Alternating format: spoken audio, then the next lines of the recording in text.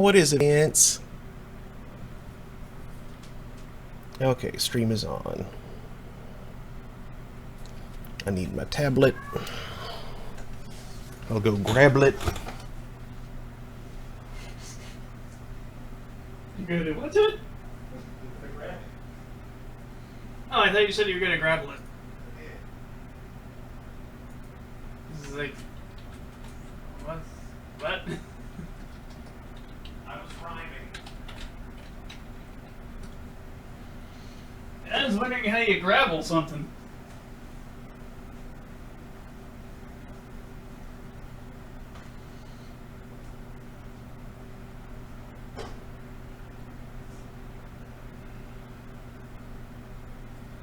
Can I have a little Pop-Tart?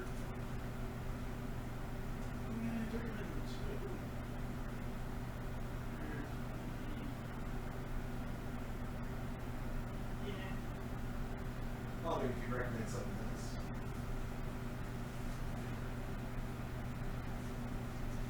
Thank you.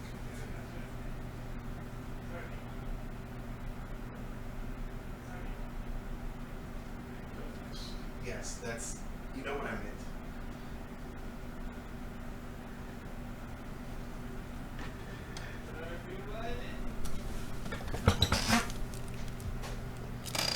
Okay.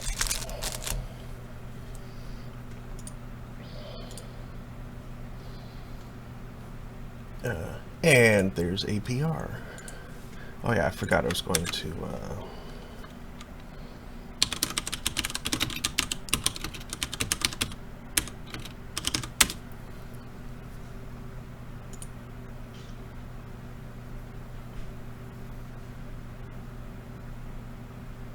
Really?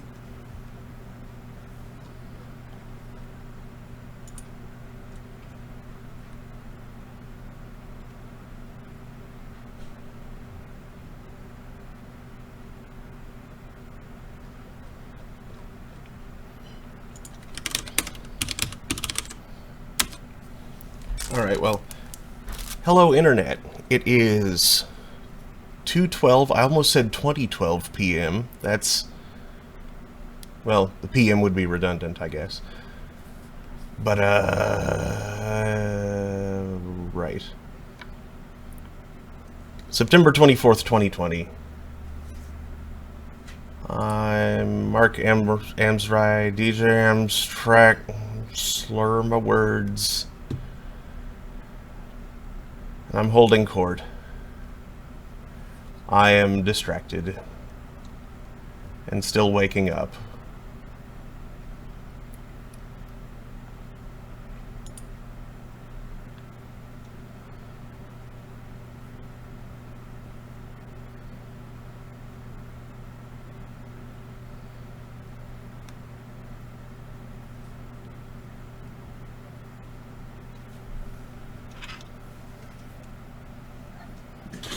Whoa, cats! Chill.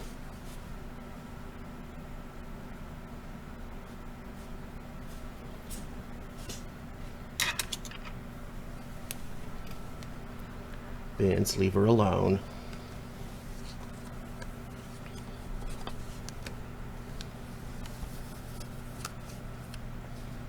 Okay, well, I'm not finding what I was looking for, so...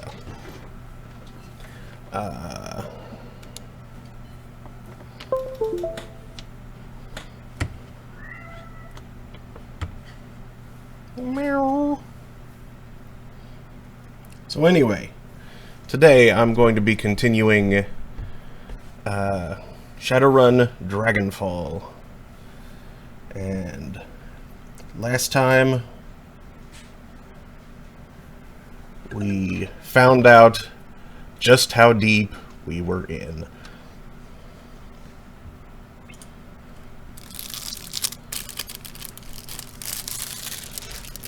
Tablet, come on, please.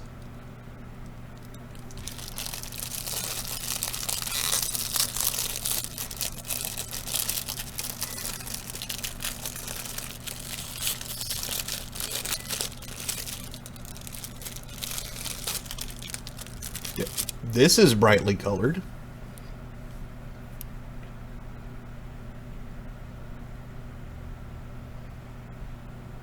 Smells nice, though.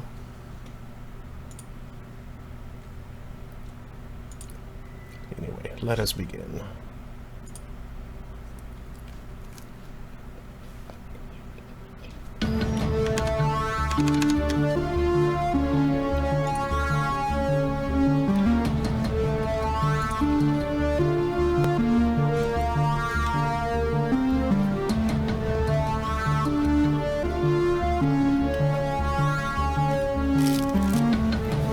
It would help if my speakers were on.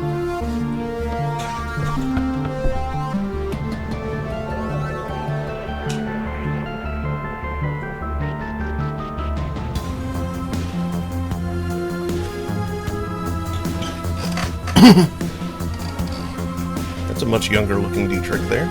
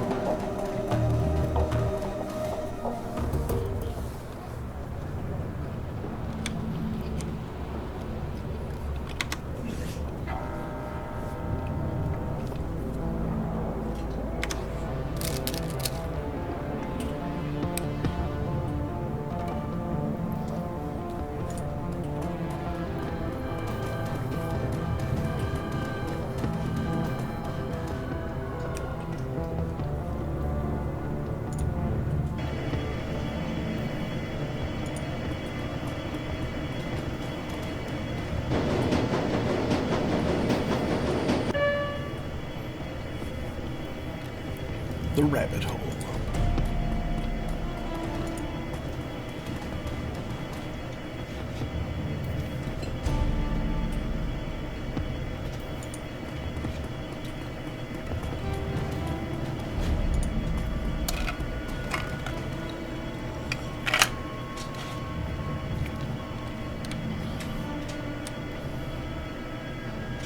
I don't know what that little guy is, but I like him.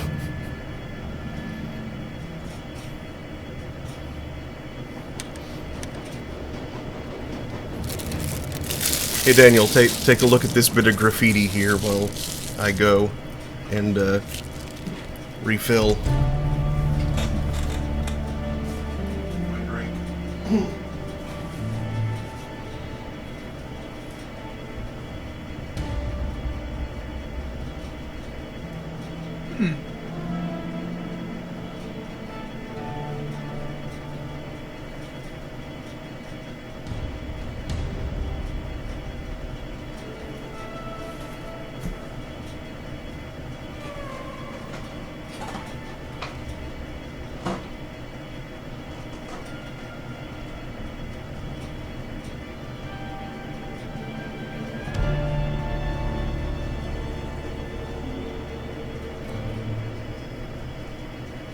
that a cute little character? Yeah, every little blue emotions. Yeah. Looks a little bit like a blue Domokun or something.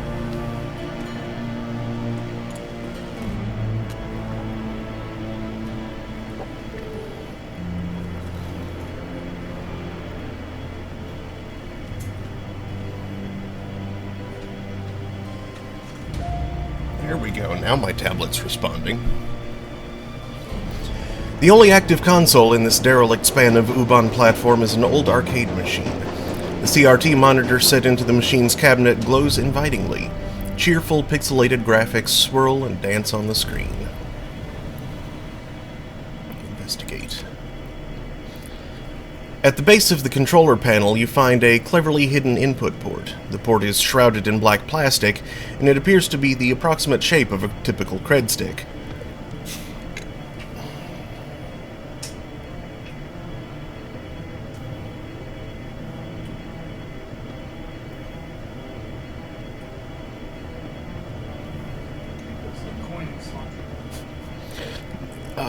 Not in this case. Insert Amsel's down payment into the machine.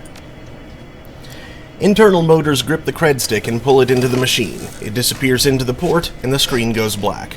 Moments later, a video image fills the screen. The picture is dark and grainy, a far cry from the bright, colorful sprites that previously inhabited the display. On the screen is a dimly lit office.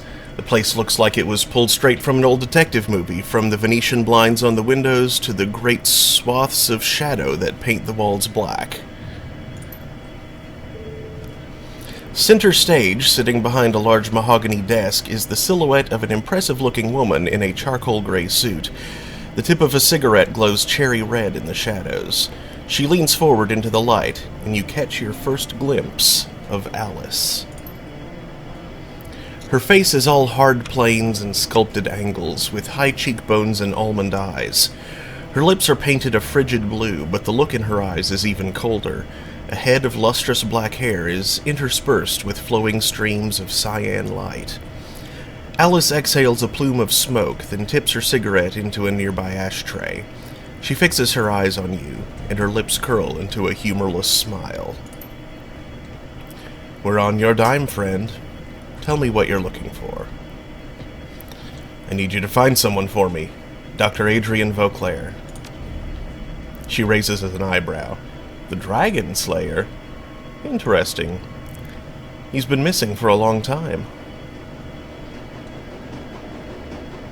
"Yes, he has. The question is, can you find him?" She looks you in the eye and the smile disappears. Her voice is all business. "If he's out there somewhere, I'll find him for you. He could be living under an assumed name in California Free State, and I'd still track him down. And if he's not alive, I'll tell you where you can find his corpse."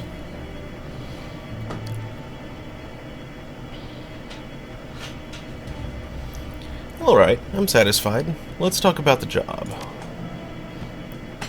Alright, here's how this is going to work.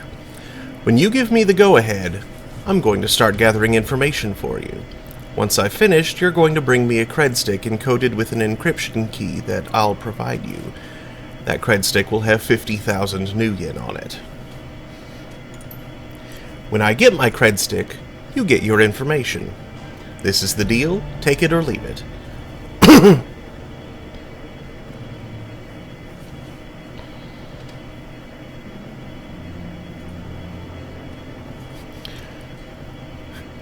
Price gouging, huh? For a neo-anarchist, you behave an awful lot like an old-world profiteer. Alice smiles at you sweetly. I wasn't aware that there was a difference between the two. In all seriousness, I'm charging you what the job is worth. Do you know how much work it takes to find a digital ghost? There's going to be wet work, breaking into government archives. Hell, I might even have to commission an expedition into the SOX. This is a serious undertaking, friend. Now, do we have a deal or don't we? All right, Alice, it's a deal. Okay, but remember, you say go and I go. From that point on, you're on the hook to pay me my fee. No turning back, no refunds. Are we square on this?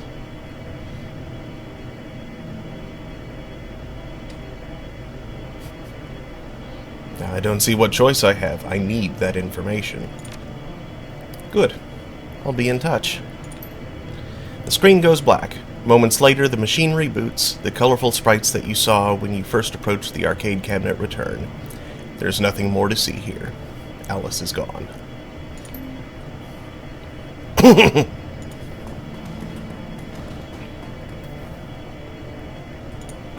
you play the arcade cabinet? Mm-mm. Pinball machines.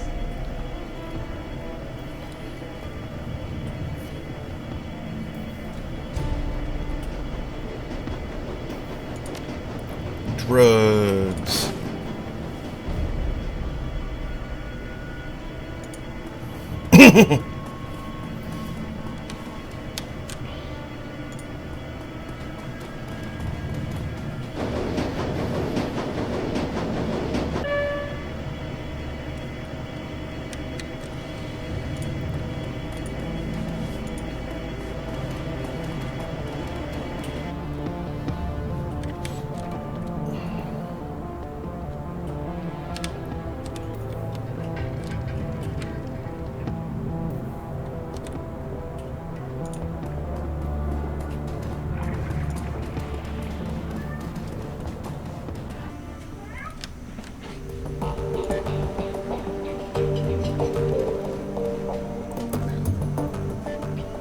Just dispense the fun of honey chips. Using a few buffalo chips. Yup. Any thoughts about that last run? Yeah.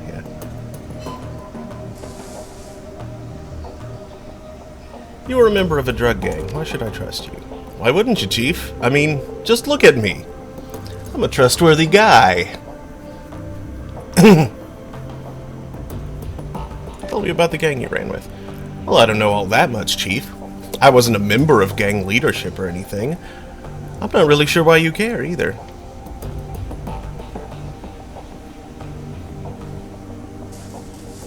It doesn't matter why I care, just tell me. If that's what it'll take for you to trust me, fine. Anything for you, Chief. Well, where to begin? When I first arrived at Dragonfall, I spent some time taking in the lay of the land. The Schwarzerherzen were still a pretty small gang, strictly street level, but I could see they were going places. I did a little pro bono decking for their leader, a fat little dwarf named Dieter. Soon enough, I was part of the family. For a drug gang, the Schwarzerherzen were decent enough folks. I made a lot of money with them, helped them take the hotel in the first place. We had a lot of good years there. Then Dieter was killed in a firefight and our happy little family fell apart. Was that when the hotel got attacked? Not exactly. The Schwarzerherzen maintained their hold on Dragonfall, but the change of leadership was bad news for me. After Dieter kicked the bucket, his second-in-command took over. She was a real piece of work, called herself Leonie Luster. She had a vicious streak a mile long, and she was none too fond of me. Did she turn on you? Immediately. I don't know why. Maybe she felt threatened by my friendship with Dieter back before he ate that bullet. Or maybe she was just jealous of my rugged good looks. Who the hell knows? The point is, she went after me, vigorously. Within 24 hours of Dieter's death, I had a price on my head. And then the hotel got taken over. So that's what you need to know about the Schwarzerherzen. They were a great gang, a powerful gang. I helped to make them that way. Then they had a management turnover, and everything went to hell. That's it. End of story. Anything else you want to talk about? Wait a second. That isn't it. There are some pretty big holes in that story. Come on, Chief. This is all ancient history. Wouldn't you rather talk about the future? The runs we're gonna go on? All the money we're gonna make?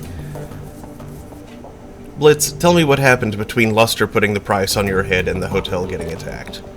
Alright, Chief, fine, if that's what it'll take to make you happy. So I was in a bind, right? The members of the Schwarzerherzen who were loyal to Luster were all out for my blood, and none of the others were going to stick their necks out for me.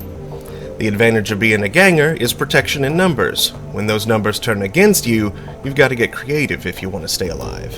What did you do? What I had to. Luster had declared war on me, so I retaliated. And I won. All without ever firing a shot. That's not an answer. You won't be satisfied until I spell it out, will you? Okay, fine. I hacked into Luster's computer and sent all of her information to a rival organization. Remember Frank from the hotel? He was my liaison. They hit the Schwarzenegger, and they hit him hard. Then they took the hotel. And, then they took me. I'll admit the plan backfired a little. You did what you had to do. In your place, I'd probably have done the same. Thanks, Chief. I knew you'd understand. Now, if you don't mind, I'd like to get back to what I was doing. We'll talk later, I'm sure. And Chief, I'm glad to be a member of the team.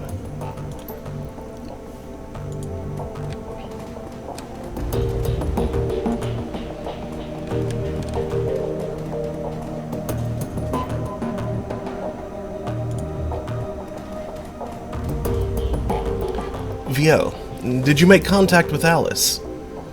Yes, I did. She accepted your payment, and I ordered the search for the information we need. Very good. I can't imagine that this will be cheap. What was Alice's stated price? You're right on that count. 50,000 new yen. It is about as I had expected. Thankfully, we are prepared for this. I've established contact with a number of new clients. You can find information on the jobs logged on your mission computer. One job's file is on there already. While you're working to earn Alice's fee, I will continue to dig for clues about Feuerschwinge. If she is, in fact, roosting under the Harfeld Manor, then there must be some evidence to support that fact. A dragon is a large thing to hide, after all. Be careful, Paul. Remember what happened to Monica. I will never forget. Don't worry, VL. I'm going to conduct my investigation the old-fashioned way, through contacts and deduction and careful observation. I will not jack into the Matrix until this entire sorry episode is finished. It's probably wise. Speaking of doing things the old-fashioned way, Malit is working to recover information off of those other DVDs. It's a painstaking process, and it will not be quick, but she is optimistic that she will be successful in time. Finally, I have been checking up on our friend, the orc with the skin grafts. I haven't heard anything back yet, but I'll keep you appraised as the situation develops. That should probably be apprised, but oh well. Sounds good. Paul, I'll go check up on those jobs. One last thing before you go, VL. Samuel Beckenbauer wanted me to pass a message to you. Do you know him, the orc who runs the shelter across the way? Yeah, we've met. Ah, well, he has a job for you. He wouldn't discuss it with me, but he promised that it would prove worth your time. I'll keep it in mind.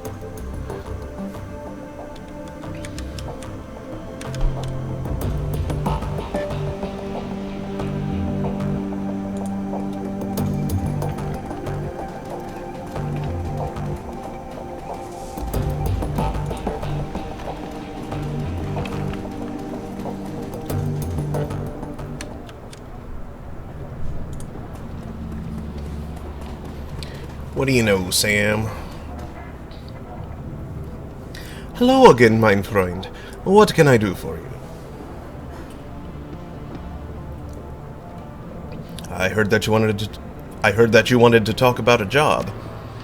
Yes, I do. Thank you for coming so promptly. He takes a deep breath, slowly releases it, and looks you in the eye. Tell me, what do you know about the Humanus Poly Club?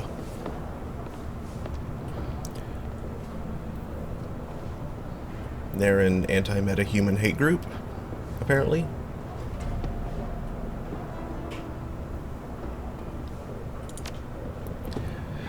The largest and most well-funded of its kind. The instigators of the Night of Rage, and the enemy of everything that I stand for. Night of Rage? A worldwide race riot that took place in February of 2039. Thousands of innocent metahumans were attacked, beaten, and killed. Women and children were corralled into warehouses for protection, and then burned alive when the structures were put to the torch. This is what Humanus stands for. This is the agenda that its leaders strive to advance. They will not be satisfied until all metahumans, everywhere, are driven from the face of the earth. Disgusting. And this job of yours has something to do with Humanus? Yesterday I overheard one of my assistants talking on his comm. He was yelling, clearly agitated. I questioned him, and he confided in me. What he told me made my blood run cold. What did he tell you? His brother, Tuck, works for a smuggling operation based in Schottenest. Apparently, these smugglers have accepted a contract from Volker Stahl. Stahl is a vicious ideologue, and the leader of the Berlin chapter of Humanus.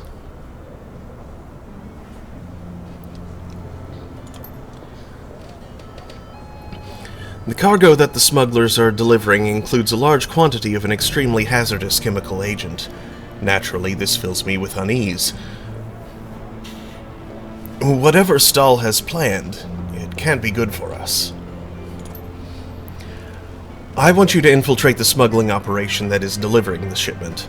Once you arrive at the Humanus compound, you will find out what they're planning to do with the chemical and put a stop to it. What makes you think they'll talk to me? I'm no more human than you are. Many of the smugglers are metahumans. If you travel with them, Humanus will allow you into their compound. The rest will be up to you. Anything? Not yet. And my... It's snowing. Yeah. Or volcanoing? That's probably snow. Okay. It's, Ooh. late fall, early winter. Or... Where are they? Germany? Switzerland? Germany. Okay. The Free Berlin. It's a, anarchist. Is he a werewolf? He's an orc. Okay. I'll buy that. I'm an orc, too. Well, how can you be an orc? I'm not an orc.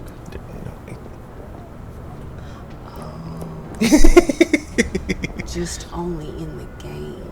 Yeah. Not in real life. Not in real life. And you don't play one on television.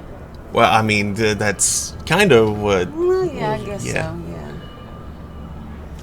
Man, I was getting sold a bill of goods at the doctor's office. The only thing is, I don't know if she knew the whole time that she was lying or whether she didn't know any better. But it was BS. Oh, boy. Because I'm an educated consumer of healthcare.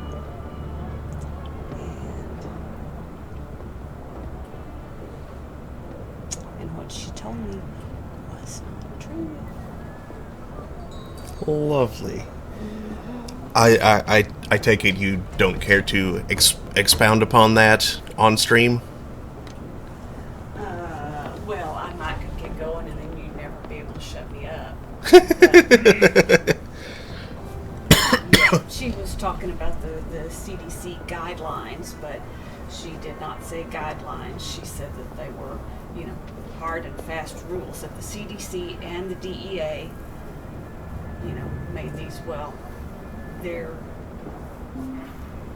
their aims, their mission statements are two entirely different things. And the CDC did not say what she said that they said. But seeing as how incredibly difficult it was to find a pain specialist in Oklahoma to begin with, I don't dare contradict them in anything at all for fear that I get kicked to the curb, and then I'm a problem patient and nobody will take me on then.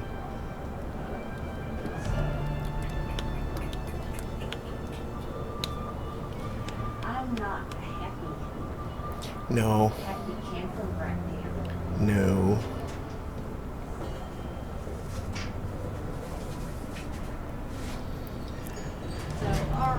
little orc you.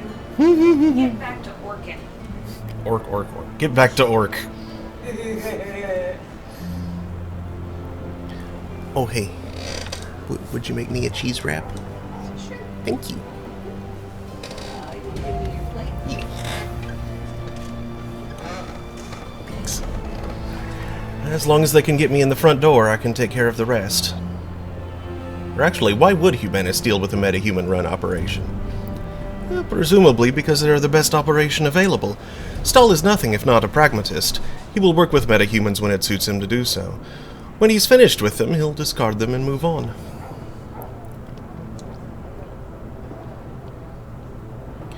Wouldn't it be easier to just hijack the shipment? Why allow it to get to the Humanus compound at all? No, stopping the shipment would not stop Humanus. They would merely acquire another. For a pack of snarling racists, they are extremely well funded. Well, let's talk about compensation. What does this gig pay? I have contacted sister organizations across Berlin and taken up a collection. Between us, we have raised 22,000 Nuyen as payment. I trust that this will be sufficient. Oh, I am not going to use that etiquette.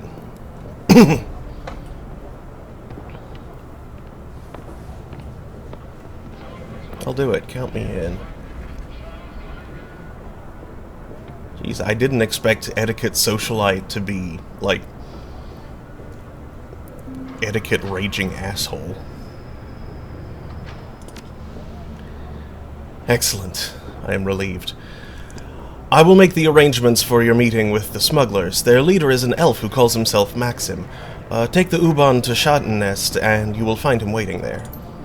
Best of luck to you, Viel, and good hunting. Know that you are doing a great thing for the metahumans of Berlin. Your efforts will not go unrecognized.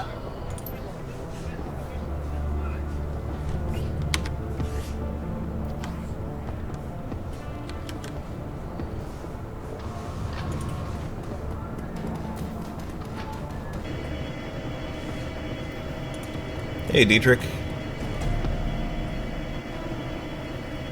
A lone figure stands in the U-Bahn station, Dietrich. He raises a bottle at your approach, then tosses it away. Figured I'd run into you here, boss. Wanted to be sure that I caught you before you headed off. He takes in a deep breath and slowly releases it. Looks you in the eye. Viel, we need to have a talk about this Humanus gig. Go ahead, Dietrich, I'm listening.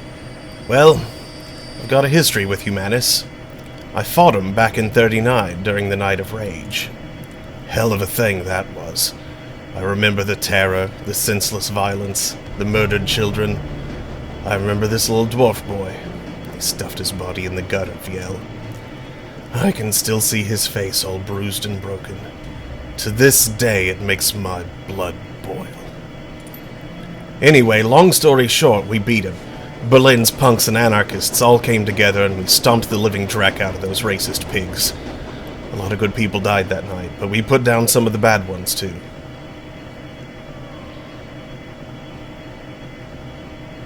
Let me guess. You want to come on the Humanus run so that you can finish the job. That's part of it, sure, but it's not the whole story. I don't just want to come on this run, boss. I have to come. It's my nephew, Alexander.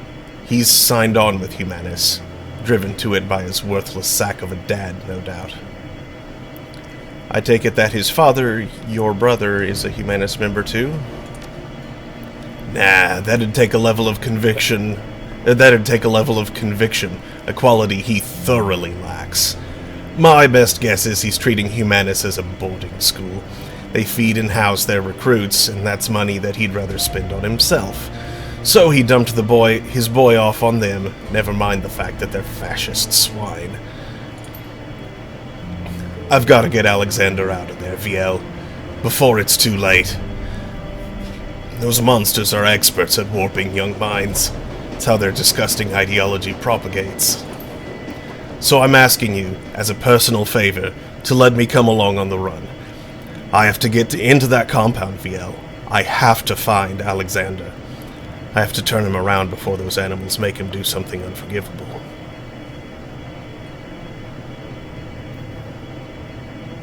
Of course, Dietrich. I wouldn't keep you from something like this. Thanks, boss. Never doubted you'd bring me, of course. You're too good a man for that. But it's good to hear it all the same. I'm counting on you, boss.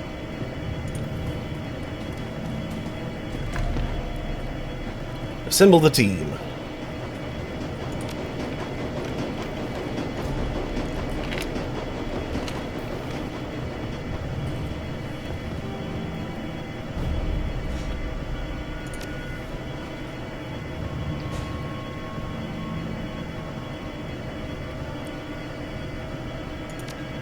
So gotta have Dietrich, which is a little unfortunate given that that's double shamans, but oh well.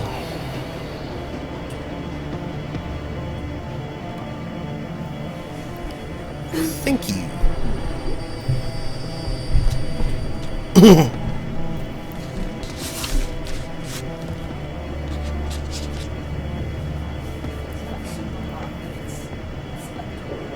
Okay, thanks.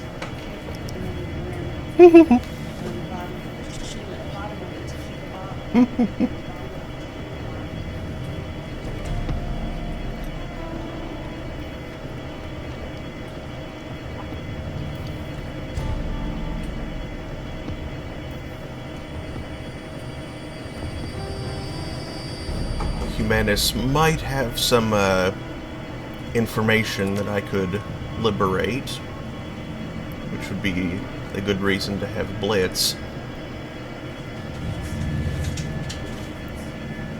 So now, do I want Iger or Glory?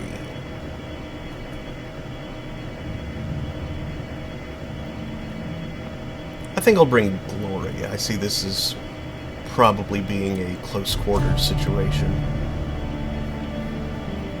Not super wide open, but I could be wrong.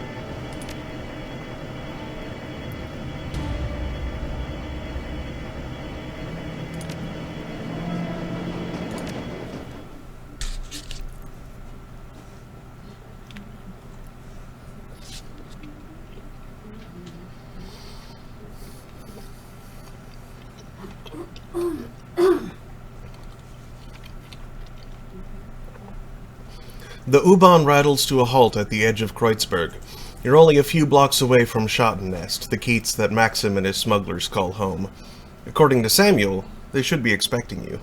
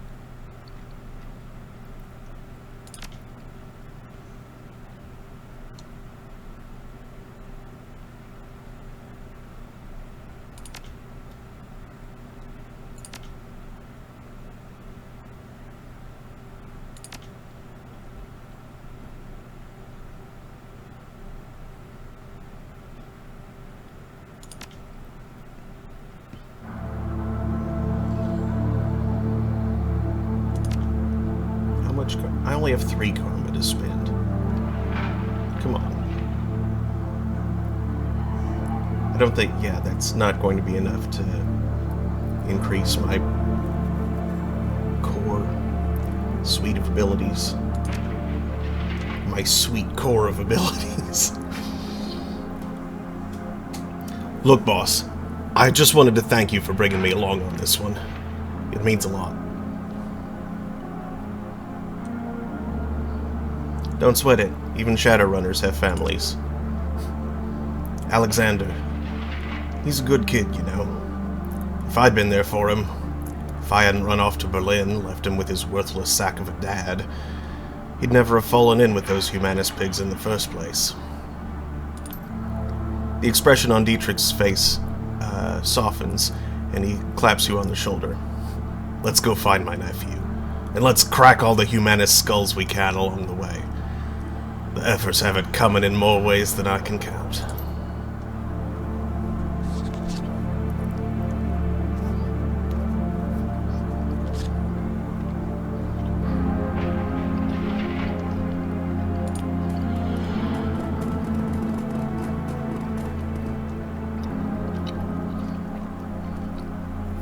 A matronly woman with a round face and kind eyes greets you. Her apron is caked with what looks like about a year's worth of grease. Guten Tag, what can I get you? That depends what you have. Well, today we have a soya-based currywurst for 5 new yen or a soup and sandwich combo for 10. Good, simple, stick-to-your-ribs food. Perfect for a cold day like this. I think I'll try the currywurst. She hands you a dripping yellowish sausage wrapped in a paper napkin. You take a big bite and immediately regret it. There's a funk to this thing that no amount of curry powder could mask. Your stomach lurches, and you idly wonder whether this decision is going to come back to haunt you later. That was interesting. She smiles at you. It's an old family recipe. Can I get you anything else? Nothing for me, I'm good. Good day to you then. Come back any time. The smile on her face is not reflected in her eyes. Ooh, boy.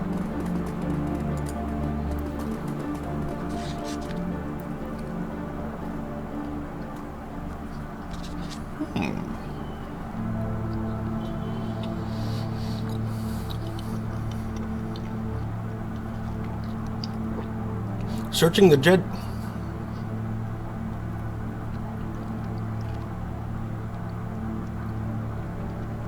Searching the dead drop, you find a package with the telltale markings of the Schockwellenreiter.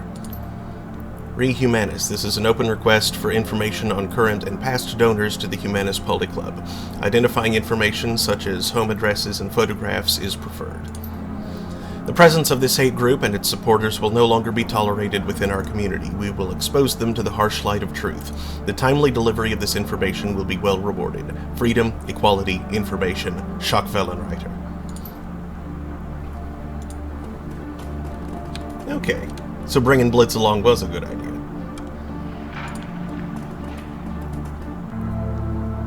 A rough-looking dwarf with a fireplug build holds out his hand at your approach. Hold up, Trog. I don't know where you think you're headed, but you should turn around and go back the way you came.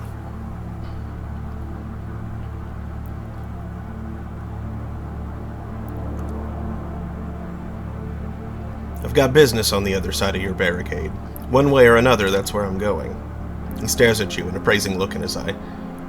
Well, you look like you can handle yourself. But still, I'm telling you, the people out there are bad news. There are gangs on the other side of this barricade who'd skin you alive as soon as look at you.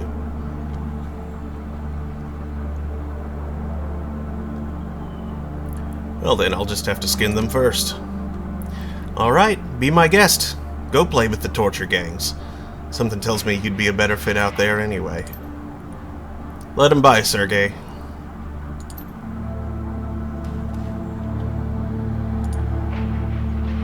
Be careful out there.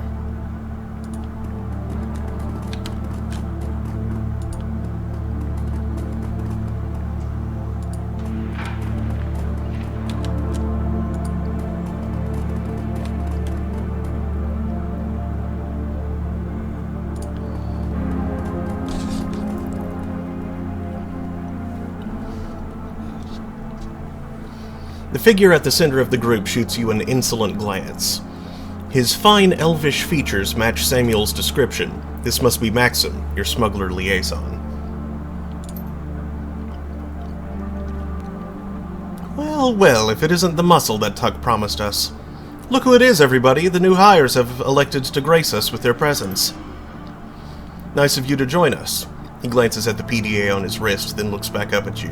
When he speaks again, his voice is sharp and humorless. You're late, chummer.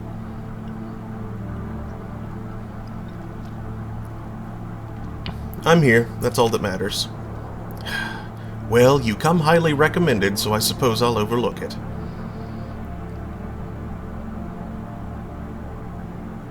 As you've already pointed out, we're running late. Shouldn't we get moving? Yes, of course. Right you are. He slaps the side of a bulldog step van. A second van of the same design rumbles to life a few feet away. Pile in, people, and be ready. There's rough country between us and the meeting site. We might run into trouble along the way.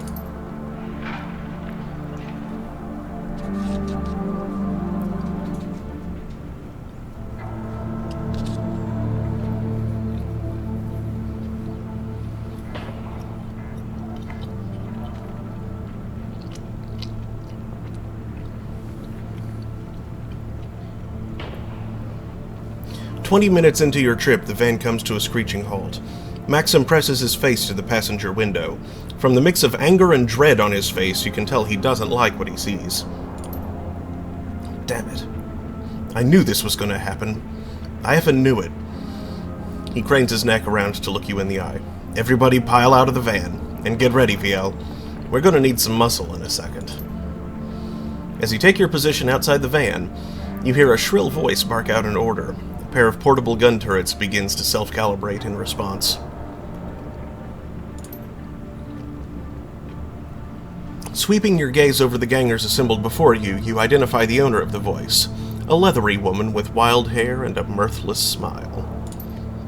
She calls out again, her voice brimming with pride. "Hello out there! Welcome to Rambach territory!"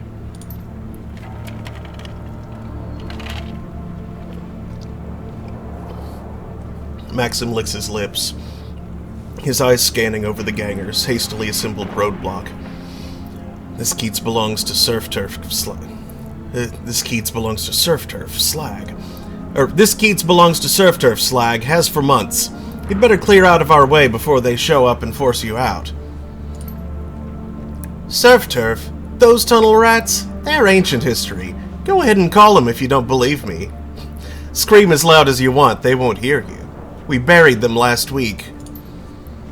Maxim's expression turns stony, but his voice remains calm. Congratulations on your victory. You must have taken some losses in the fight, though. I'm betting you're not at 100%. Why don't you let us cross the bridge in peace? There's no need for any bloodshed today. You know what? You're absolutely right. We don't need to fight. You just pay us a small toll, and we'll be more than happy to let you cross our bridge. I'm thinking, say, 500 new yen per van. Otherwise, you better find another way to get where you're going, 'cause this bridge is ours, and nobody crosses without paying the toll. Nobody. Maybe I was wrong. Maybe this does need to get violent.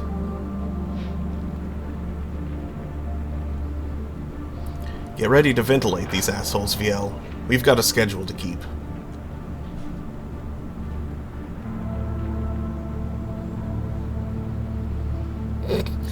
I can turn on everybody? What? Why would I do that? Look, let's be smart about this. Nobody wants a firefight today.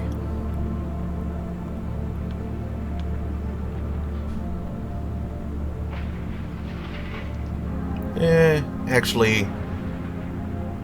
Nah. Good. Take him down, boys. Open fire!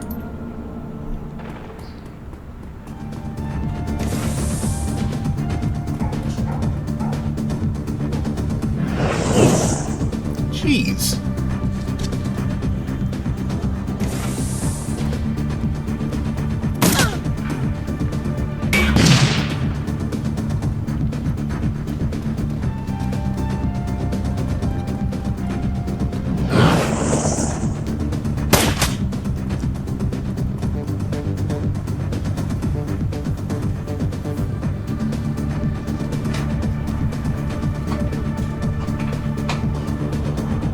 Let's talk your way into the fact of some dorks who think they're bridge trolls. Basically. Good. Elemental. Elemental, fire elemental.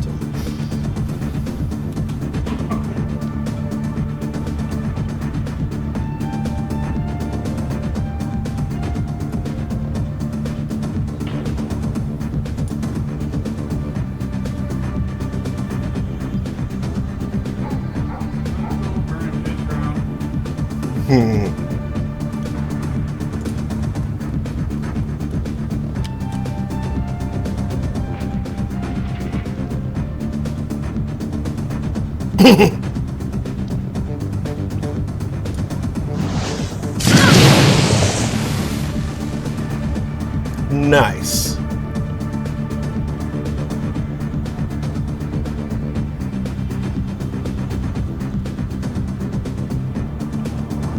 That is purely the enemy's fault for deciding to stand there. Mm-hmm.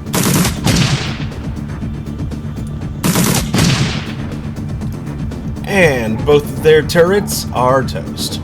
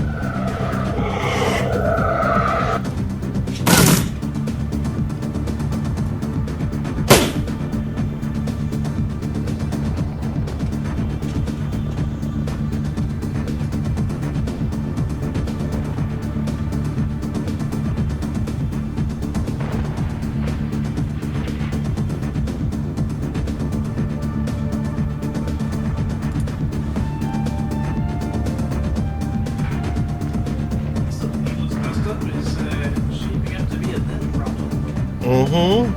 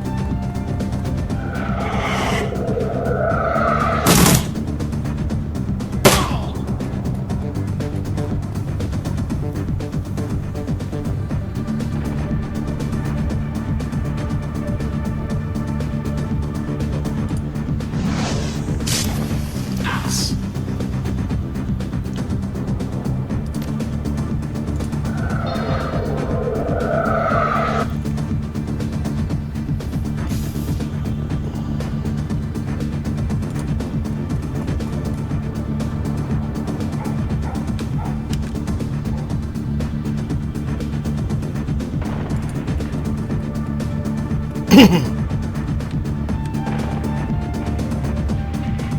can't reach them in time. Oh, I can reach them, though.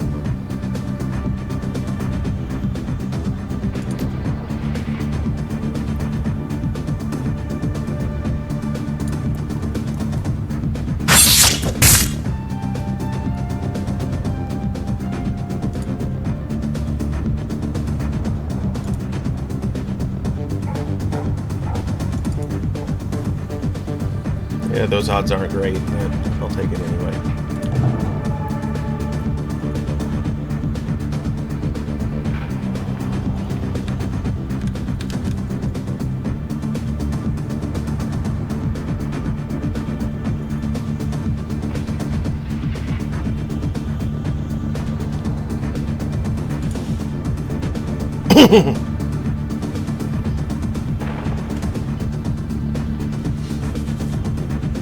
And their line of sight is blocked. Great. Okay, well, I tried. Let's dismiss before you go crazy. I think we've got this under control.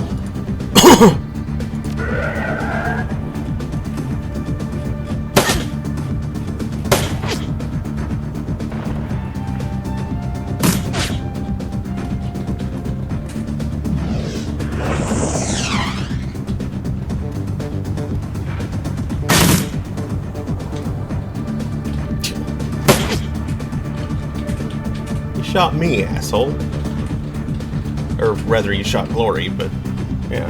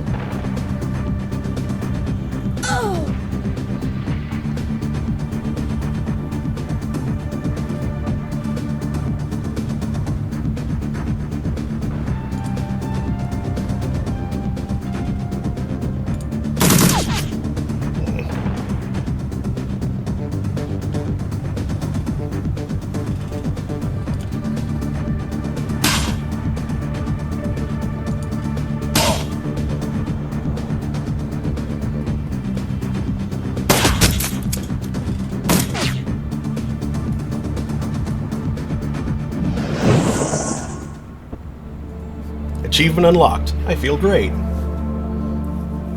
I feel great. I like to save your feelings. The truth can be my head smashed through the ceiling. Broken arm, no one harmed you. Diplomatically alarmed. Something, something, I forget the words. Okay.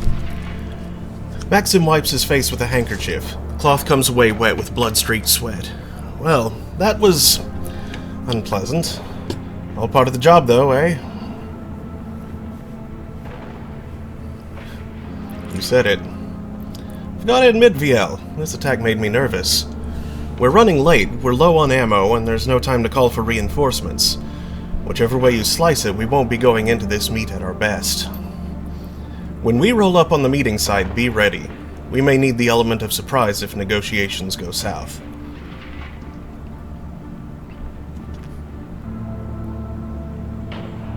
Gotcha, Maxim. Good shooting back there, by the way. Thanks. He turns his back on you and begins walking back to the van. Kiss ass. Jeez.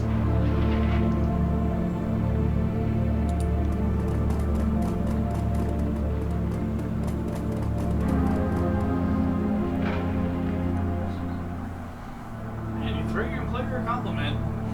Mm-hmm.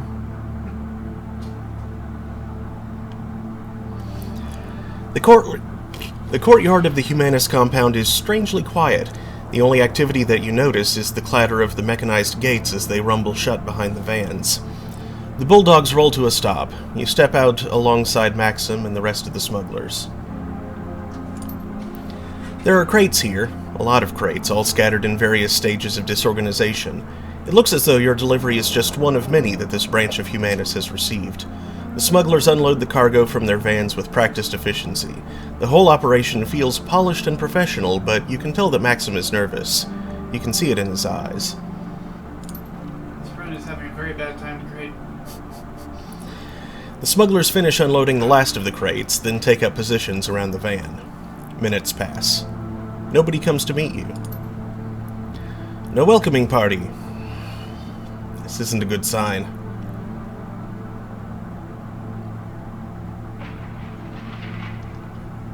It's almost as if they didn't expect us to make it here. My thoughts exactly. This puts us in a bad spot, VL. I'm not sure what our next step is.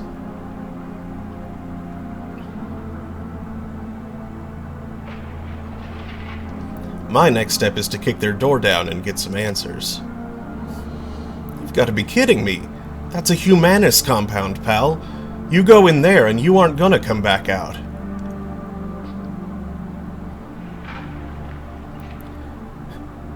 I'm your muscle. Dealing with situations like this is part of the job description. You're serious, aren't you? You're really going in there. Well, be my guest. I won't get in your way. When you make it back, if you make it back, we'll be out here waiting for you.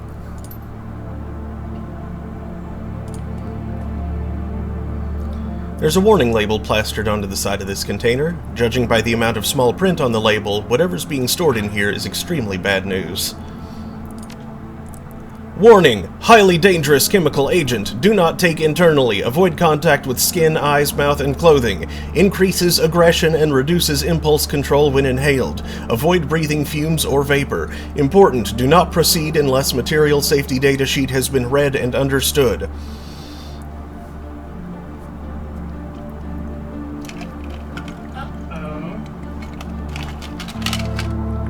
Berserker gas. This gas for you came from a truck berserker.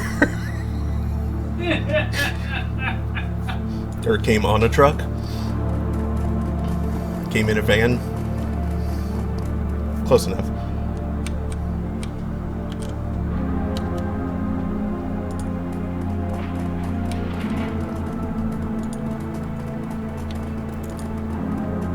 Bike racks. And yet there's a bike just leaned up against the wall here.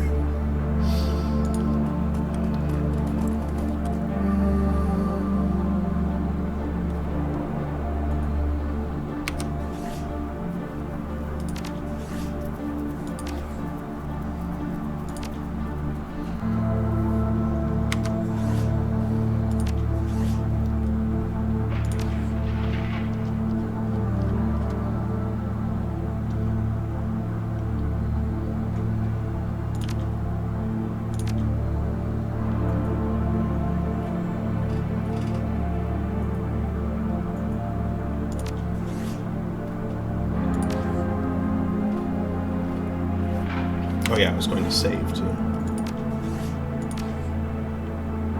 Wait, I did save. Brain, come on. Keep up with me here.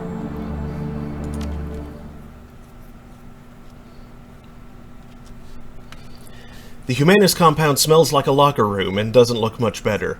Calling the building run down would be an understatement. Paint is peeling off of the cheap Duraplast walls, and the tiles on the floor are mired with decades worth of grime. It's an old, ugly place, perfectly suited to the old, ugly ideology being practiced here. You enter the compound. The information that Samuel Beckenbauer sent you here to find lies somewhere ahead.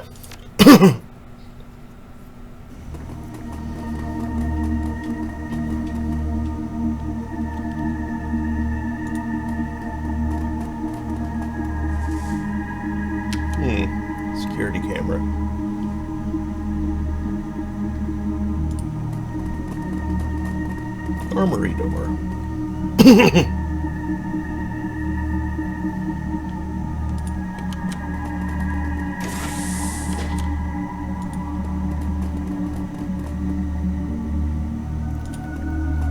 Footlocker.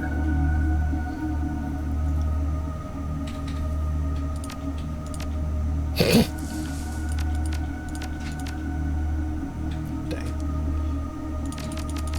It's full of overpriced shoes, huh? Okay, no default passwords, I guess. Not on that one. Same with this one. They're all going to be locked, aren't they?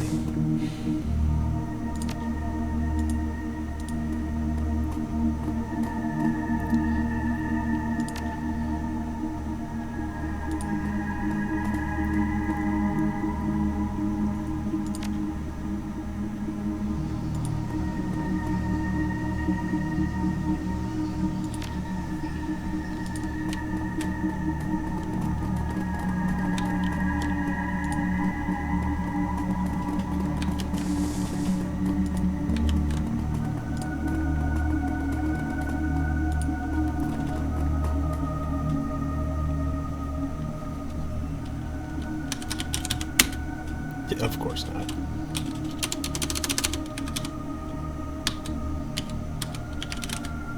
What?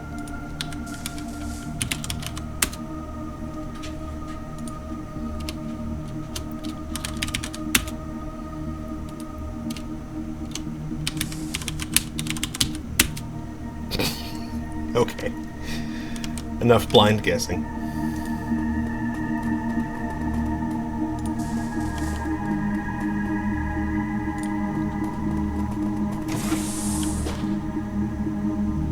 Note. There is a handwritten note sitting on the table. Hey, Capel, you come highly recommended. Anyone who did what you did to those elves will go far around here. You can hit the kitchen any time, but otherwise stay close unless otherwise told. Your locker code is 2619, Locker 3. Owen.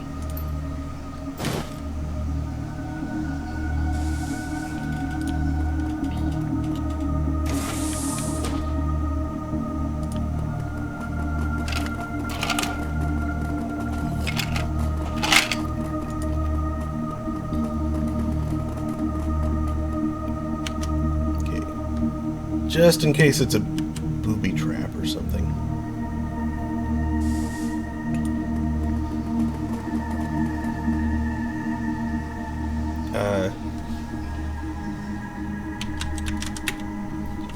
I've already forgotten what it was. Mission items. 2619.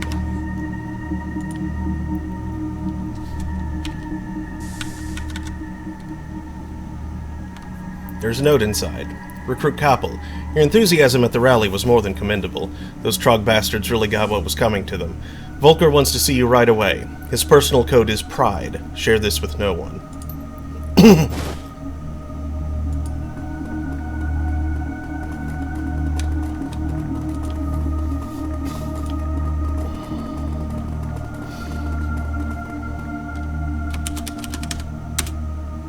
Nah, dang. It's worth a shot. Off your dumb turn. Just leave that locked in.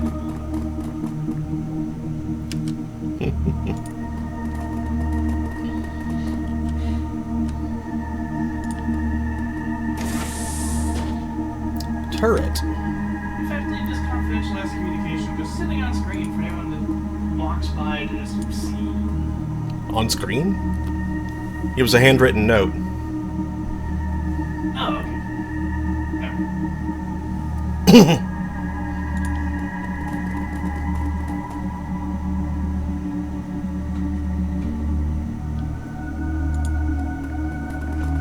That's honestly about as bad.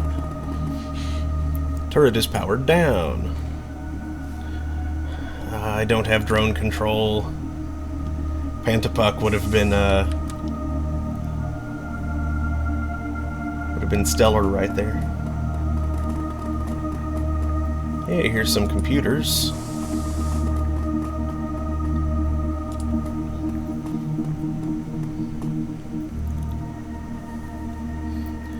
The Humanist Polyclub logo fills the majority of the screen on this terminal. A welcome message written in a cartoonishly aggressive font appears below. Please log in to begin. Dang.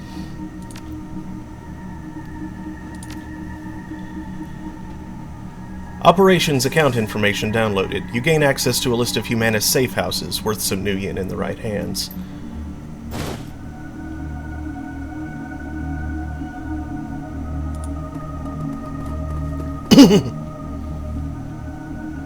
Saleable info. Delicious. Humanist forever, please log in to begin. A list of the newest batch of Humanist recruits scrolls onto the screen. Alright, here's the latest group of recruits. Some of them are already showing signs of promise. Anna Klein, Egon Kappel, Alexander Farber, Friedrich Bauer, Shin Yamada, Gernot Schumacher. Make sure that they get assigned to their bunks in alphabetical order this time, Syed. I keep losing track of who was in the last batch. As always, I am changing the code for my office. The new code is Pride, Volker Stahl. You download a file containing the recruits' numeric key codes along with the door code to your PDA. Hey, cool. Let's steal their stuff. After a few minutes of sifting through account sheets, you find what you're looking for, a complete donor list for the Berlin chapter of Humanus. Download. You download the list to your PDA. There are quite a few well-known names on here, including a billionaire philanthropist and a children's Tridio show host.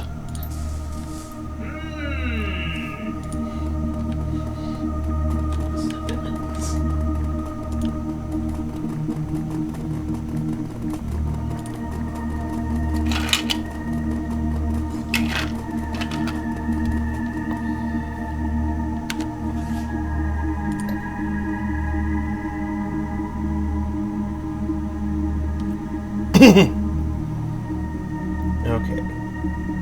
So number 1 should be 3706.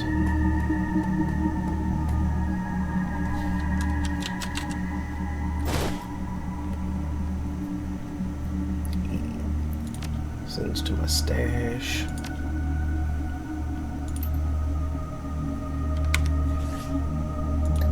Number 2 should be Farber, 1409.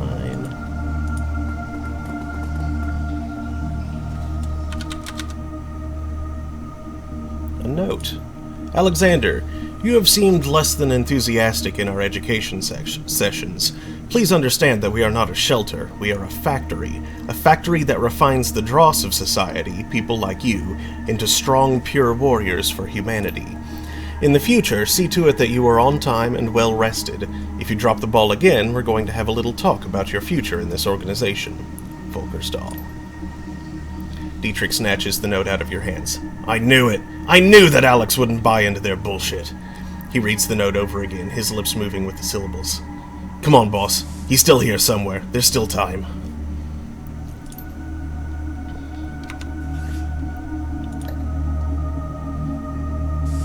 Okay, so coupled and Klein, 4176.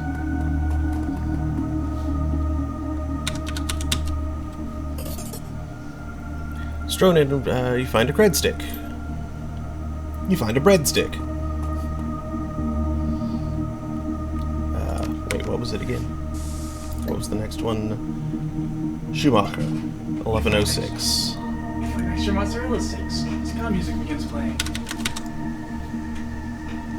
Find a note. Friedrich, I am pleased with how well you are doing. To show my growing trust in you, I am giving you a new assignment in addition to your trainee duties.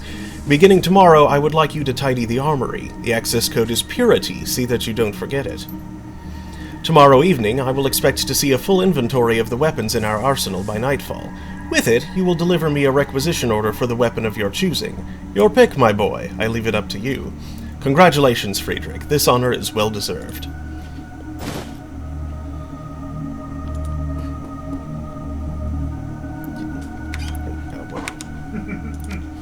What? Sounds like the armory might find itself mysteriously empty.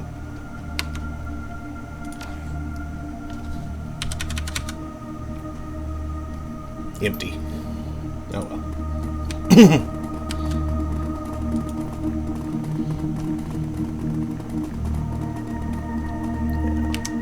Quick save, and I'm gonna go pour myself some more drink. Scooter.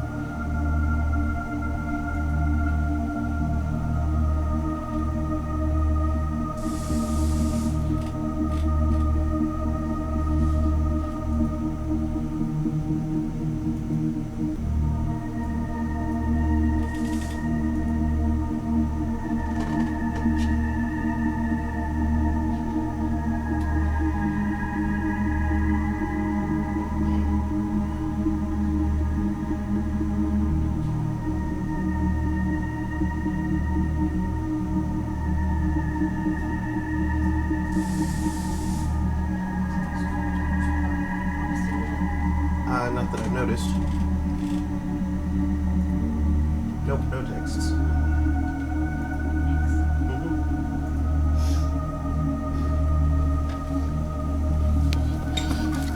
Oof. Erg.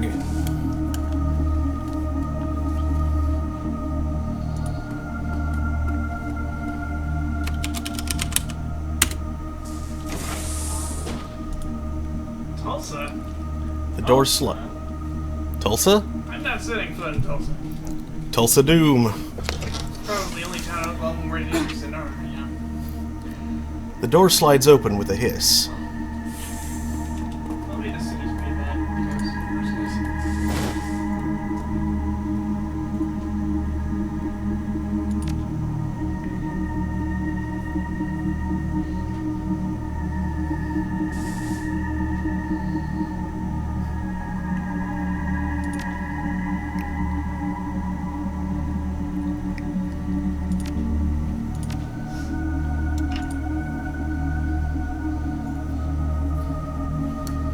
Oh wow.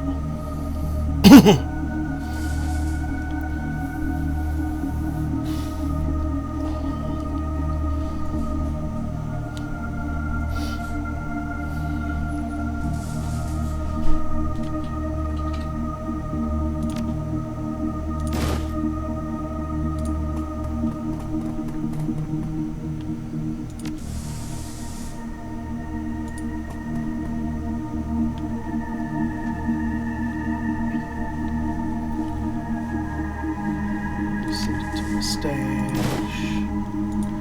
Send it to mustache.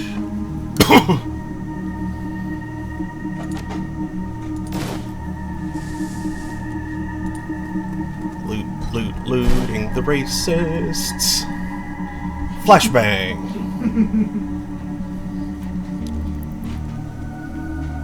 steal the garbage is our crime. Sound the horn of equality, we'll be right there in Italy. To rob and evil blind. Nice.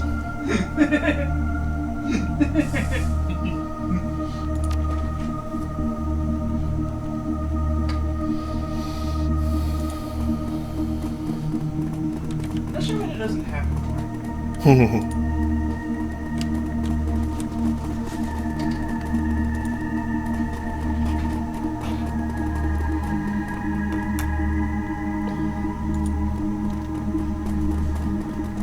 be a really, really funny news headline if, like, a group of hacktivists just, like, stole a bunch of shared resources owned by, like, the Proud Boys or some other arts blade organization.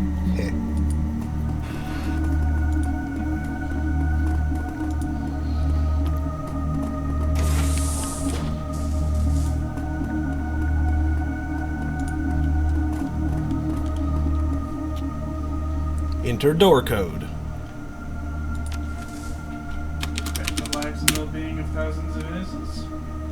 We steal all their stuff.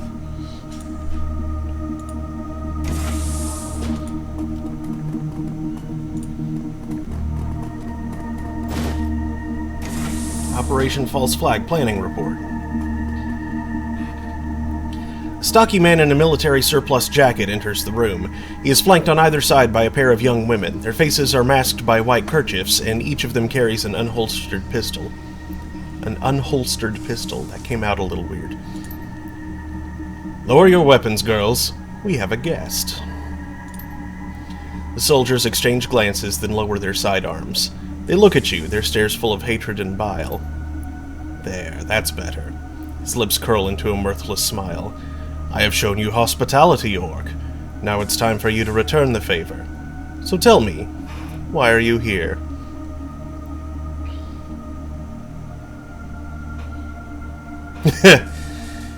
An Orc saying they want to sign up? That's hilarious, and I think would make him very uncomfortable. I'm here with the smugglers. We've brought your shipment and we're waiting to be paid. Oh, don't you worry. Your friends are already being taken care of. Trust me, they'll get everything that's coming to them. Is that supposed to be scary? Because I'm not impressed. Patience, Trog. By this time tomorrow, you'll be plenty impressed. I guarantee it.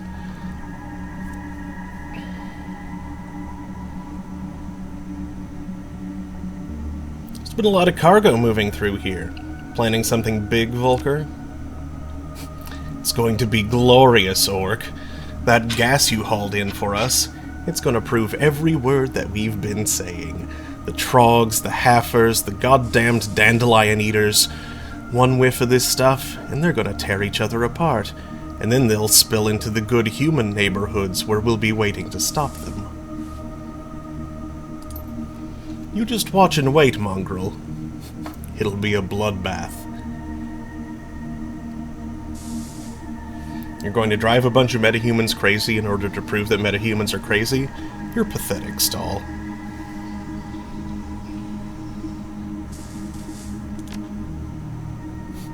I've heard just about enough insolence from you. I might just have my men teach you some manners. Sounds of hurried footsteps echo down the hallway behind you. The Humanist leader smiles. And as luck would have it, here they come now.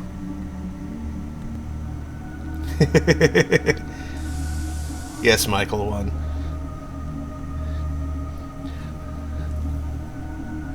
And I will take my payment in flesh!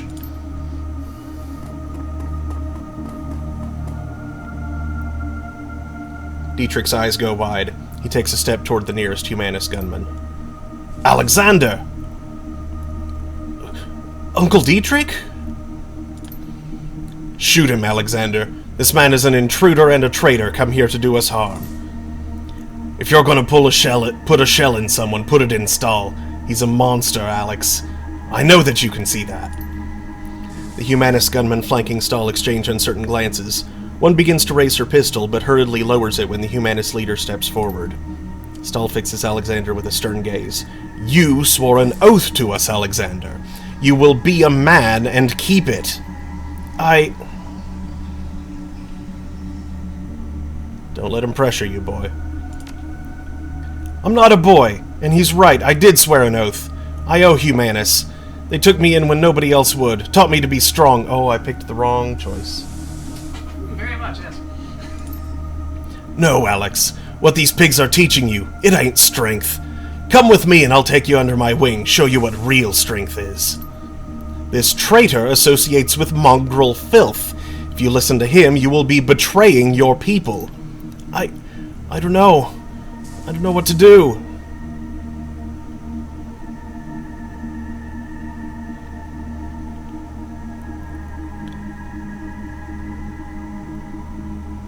It's up to you, Alex, but you have to make a choice. If you betray your kind to join these meta-lovers, we will put you down, boy. You hear that? We will kill you. Shakily, Alexander raises his rifle, levels it at Dietrich's head. Uncle Dietrich, Ooh. I don't think he's going to be able to do it. The barrel of the rifle trembles in Alexander's arms. I'm sorry. Dietrich locks eyes with his nephew, his voice low and soft. Do what you have to do, Alex. It's your choice. Do it, you stupid boy! Do it! Without a word, Alexander wheels around and points the rifle at Stahl. The humanist leader recoils in alarm. Alexander levels the weapon, and all hell breaks loose. Good choice, kid.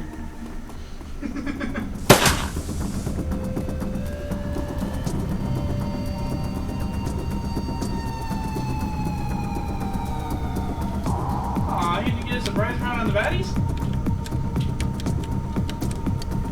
Dang. They thought he wasn't gonna shoot them. Yeah.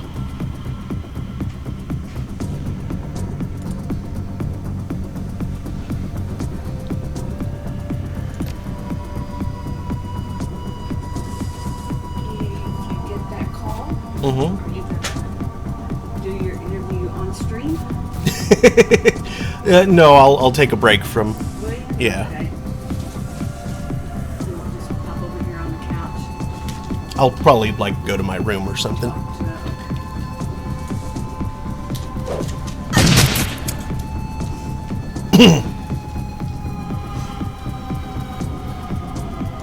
Electrocore. Ah!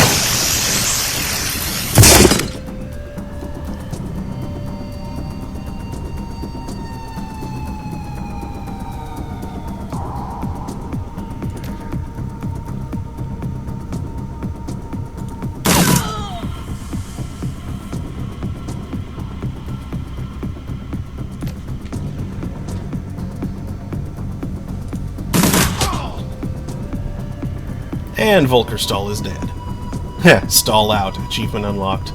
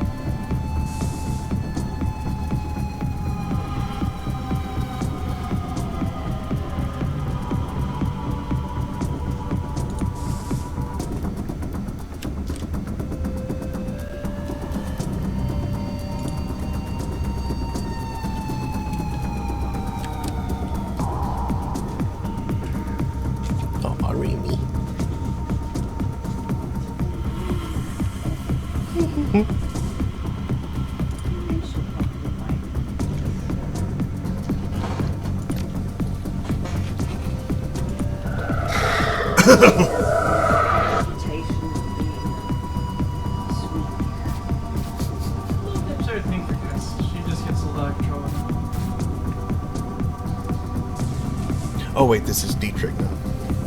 It's never given me a love yet. I think Vince may have been taught how to do that.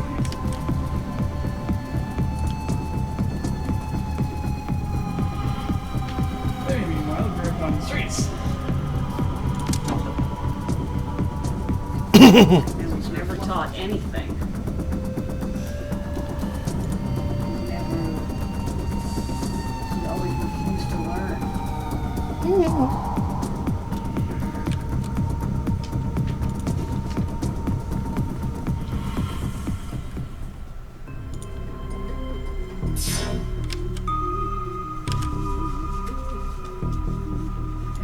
guess she ran with like the feline equivalent of a gang.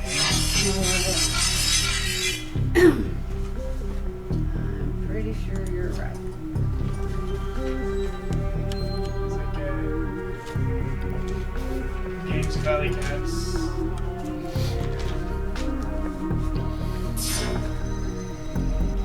It's like a common.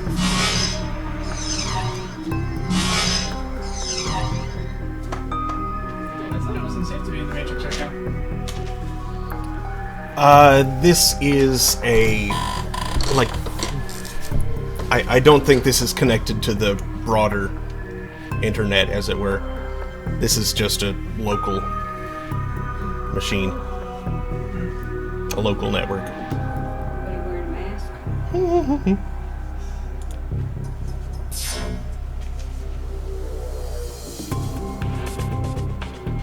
Safe Cyber 6.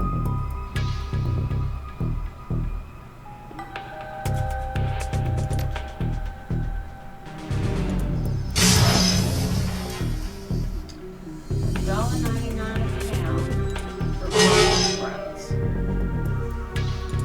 I think all I would do with Brussels sprouts is anybody wearing my hat or If you really want half a pound of Brussels sprouts, then I guess the folks on first. You had Brussels sprouts recently? They taste better than they used to. I remember you saying that. I'm not sure I actually want to find that out myself. I would have more fun chunking them at somebody. Like in a very real way, they've improved the taste of Brussels sprouts.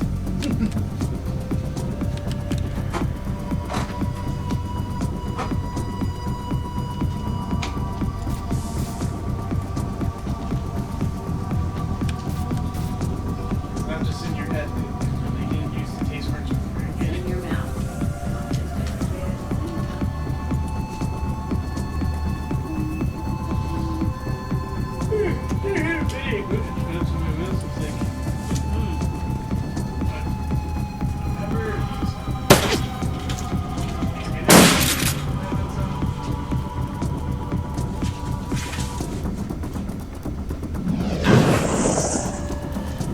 Occasionally encountered a tiny bit of green cabbages.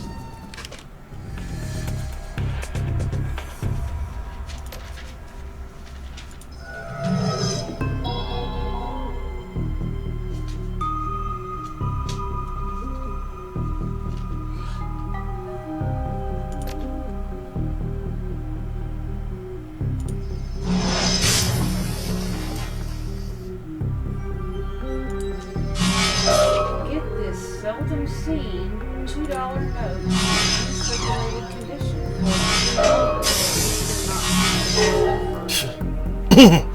I'm trying to sell you $2. Yeah. Seldom seen A $2 bill. Just go to your bank and ask them. Yeah. They might be out or they might not be out.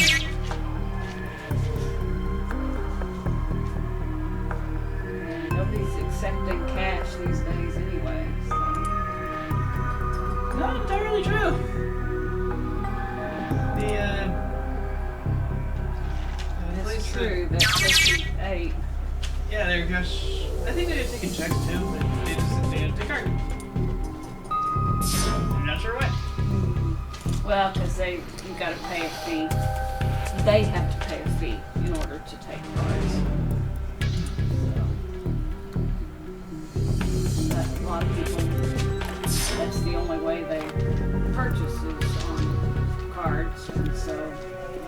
I know there's 80, which is why I feel really stupid when I have to pay $6 a buck on a card.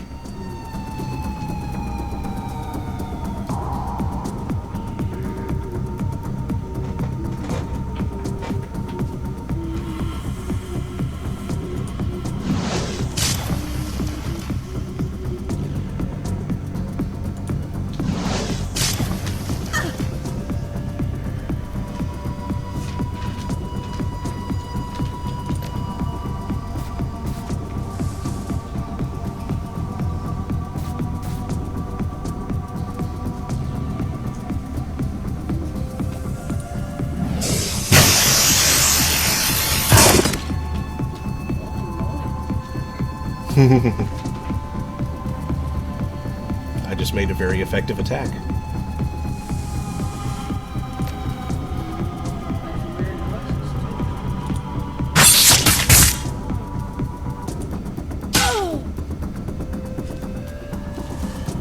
Somebody got an owie. I heard them say owie.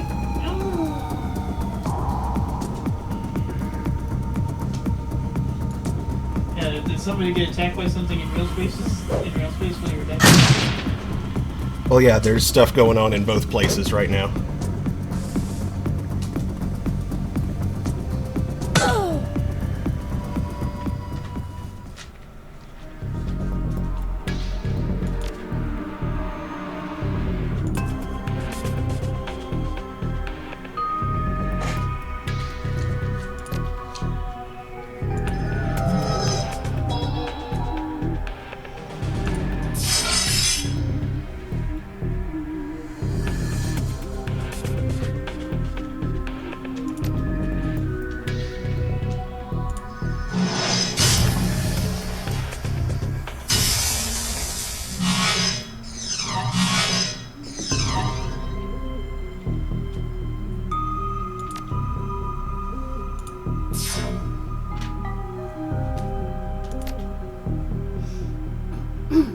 It's out of range.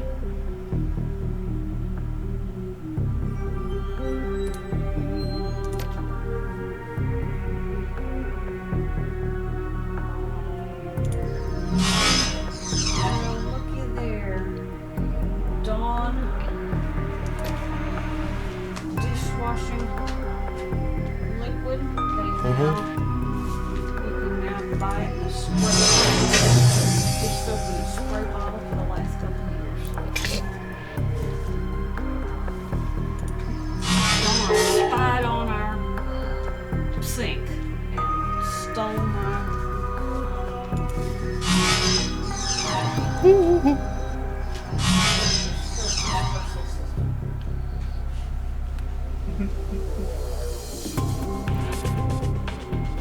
Your DSDS? Yes, that's about Your dual screen dog scrubber. Thank you. I usually do try and find the letters for that kind of thing. See if it spells out anything fun to say or anything dirty.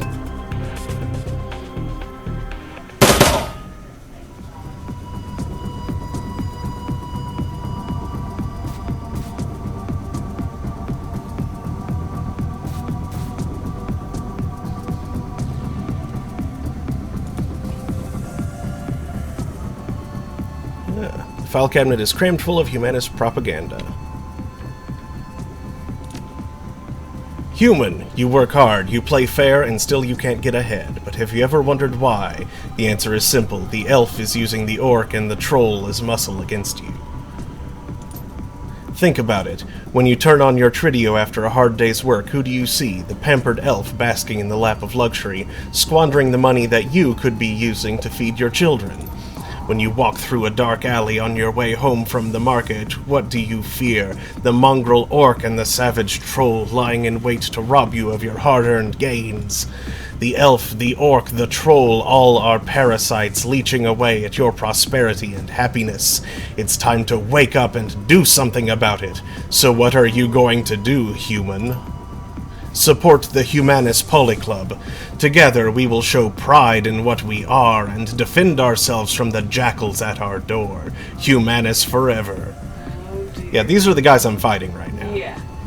Yeah, sounds like they need to get their asses kicked. Human. They say that you can't get a job because of the economy, but you know the real reason. Meta-humans. The elf with his pretty boy looks takes the high-paid corporate desk job, rises to the top and blocks the top positions forever, never aging, never retiring. The orc is willing to work for table scraps, driving the cost of labor down and depriving you of a decent wage. The troll takes all of the manual labor jobs. That's right, not even the sweat of your own brow can earn you a living these days. Join Humanus and turn the tide on economic repression. Humanus forever.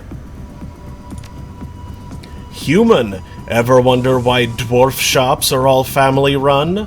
Free labor. And whose businesses suffer?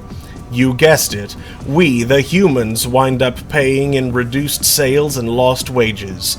Every day another dwarf-run store opens, and every time that happens, more dwarves flock to our neighborhoods, driving good, honest human businesses out. They say it is for community, they say it's for protection, but why can't they keep to their own neighborhoods? What are they hiding? Stand up for your people, stand up for what's right, join the Humanus Poly Club, Humanus forever. Just taking a break in the middle of combat to read that, I guess. Oh, hey, propaganda. These guys suck. Time to shoot them smart. Yeah. All the shooty shoots. What annoys me intensely is that they might technically have a point about that, like, you know, elves not aging or retiring thing. That's probably less of a point than they think, because, you know, if you live for long enough, sure you don't retire, but maybe you get bored of that job and go find another job.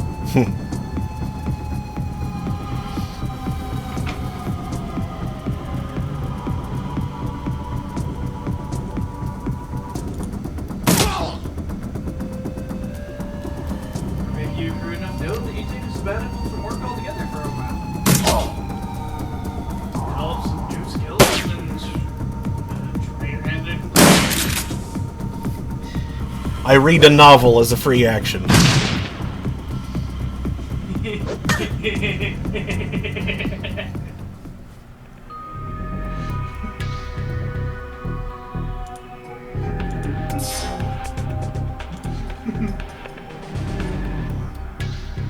Don't actually need to hack the armory door, but why not? I'm right here. Oh, hey, a copy of the Once the Argonian Maid Part 8. Oh god! Black IP. Retreat.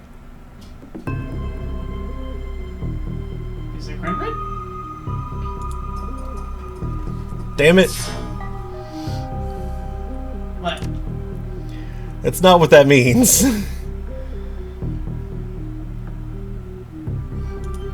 What?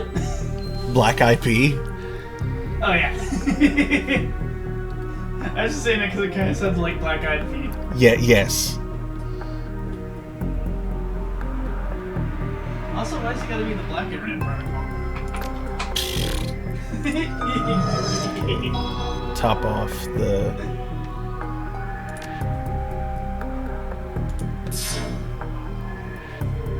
Or Black IC, rather.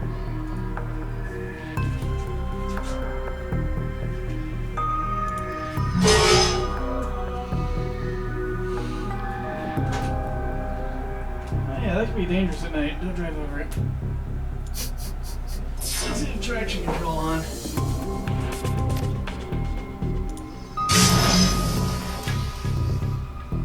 Traction control will do its best to fix the problem for you.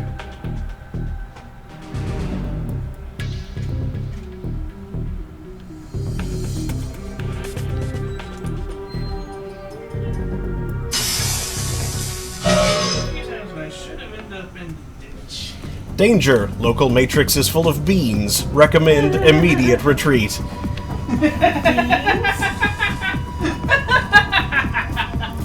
Because I said it, I was fighting something called a black IC, but I accidentally said black IP.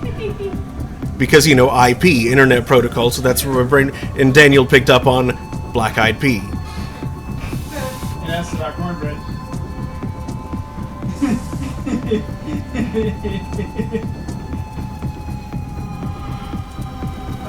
boy, that tails right into the internet's weird bean obsession. Bees and bacon. Those two, but there have been memes involving beans. Something like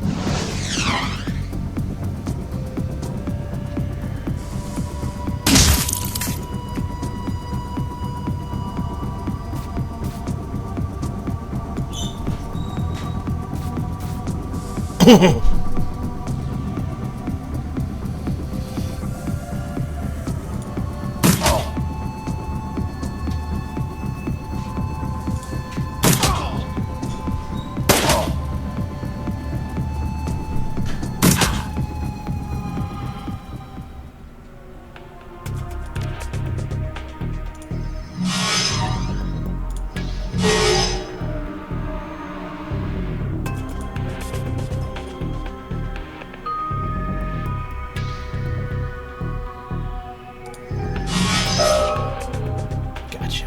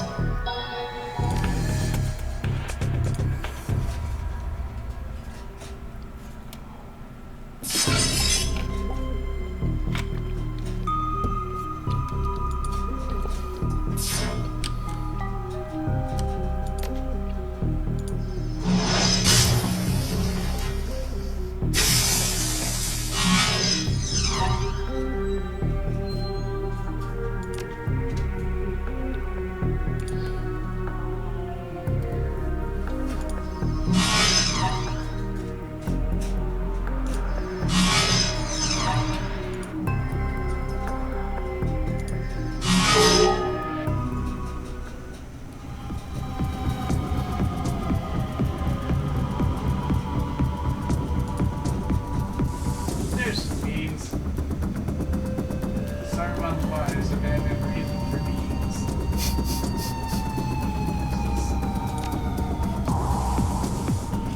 One more turn until I can use Electrocore again. Dang.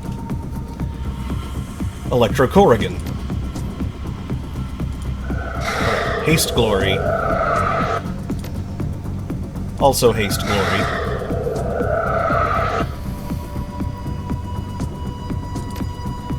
Now, rip and tear, rip and tear. Missed.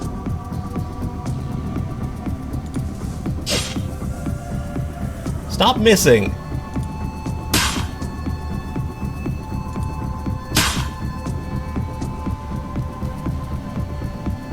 Perhaps she's being too hasty.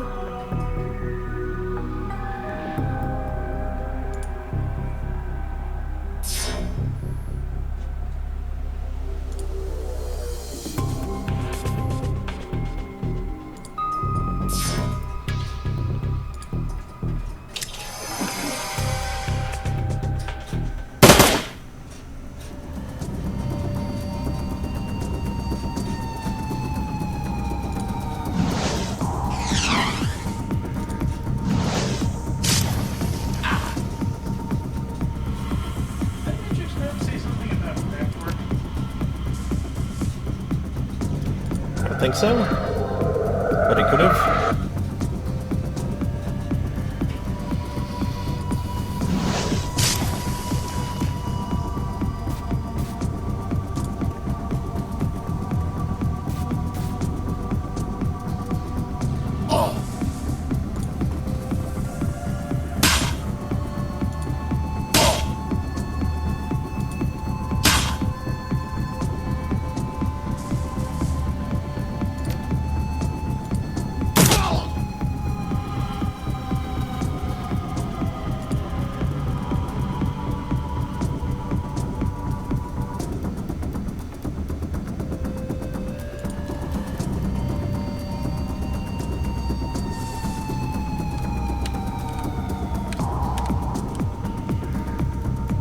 course, there are still more out there.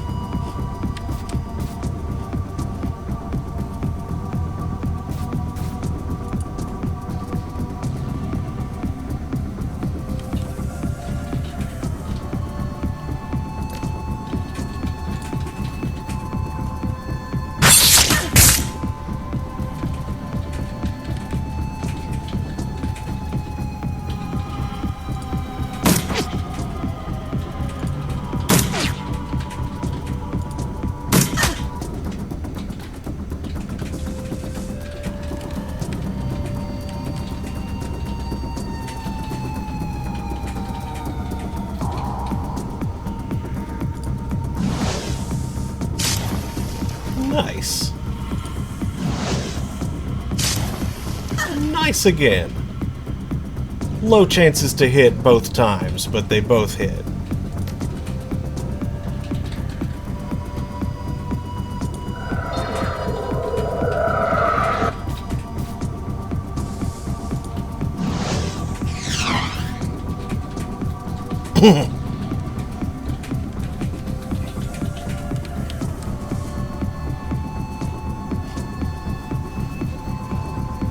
Mm-hmm. Yeah.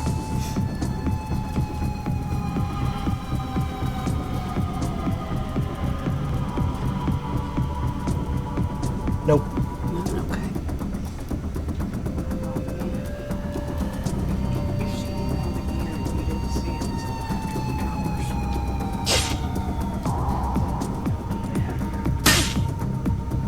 That would be a pain in the hearts.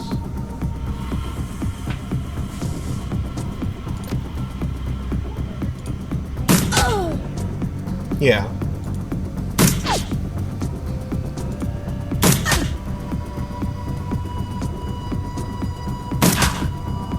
It is wildly possible that they're just shenanigans and delays in the backstreet west.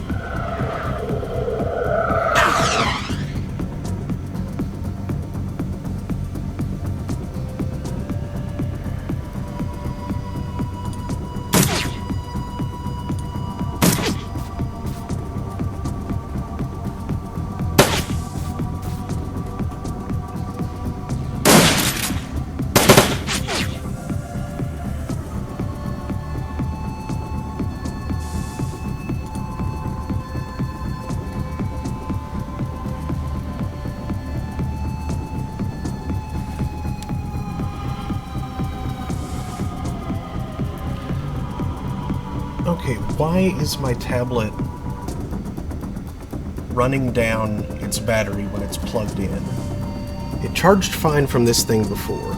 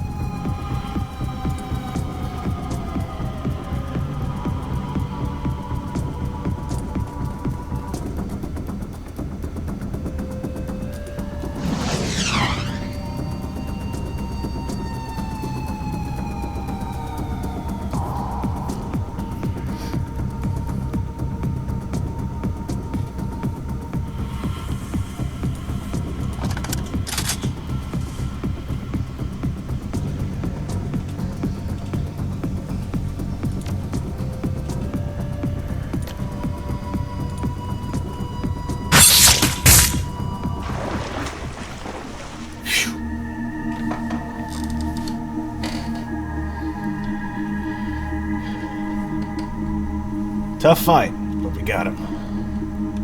Got all those bastards.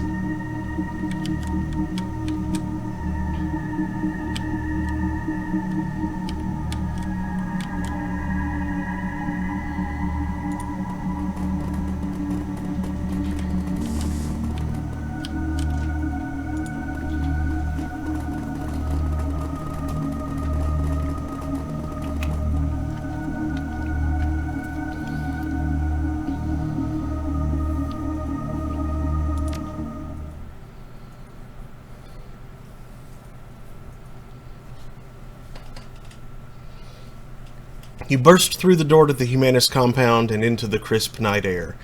You're not far from your extraction point. Time to go.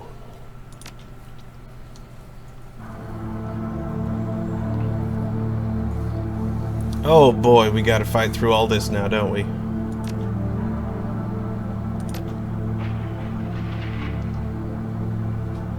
I'm guessing your smuggler friends have been gassed. No wounds to heal.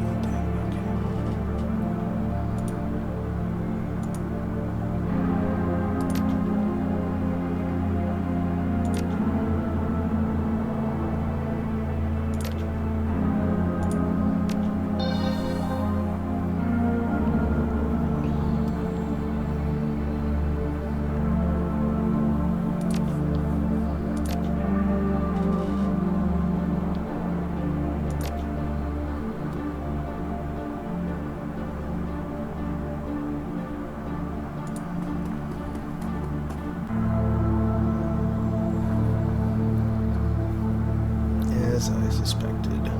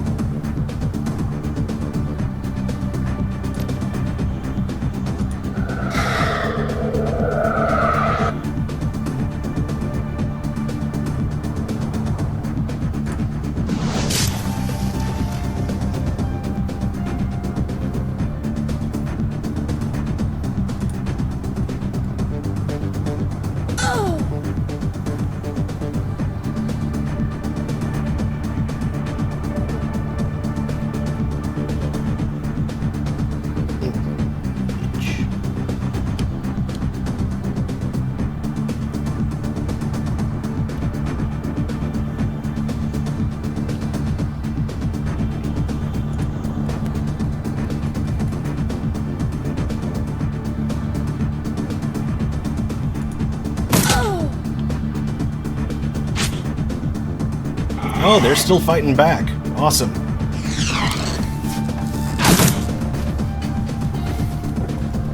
Good work, guys.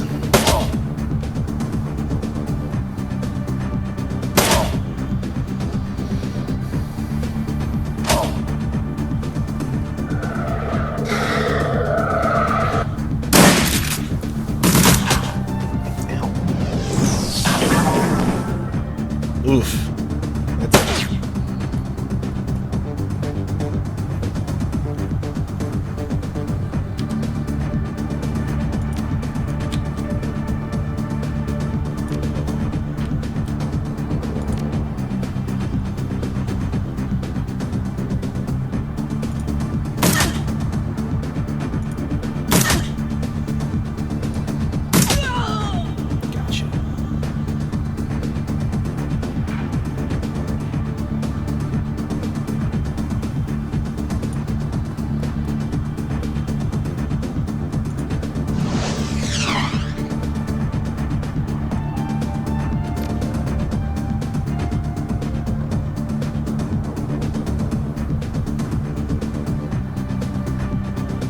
I'll try it.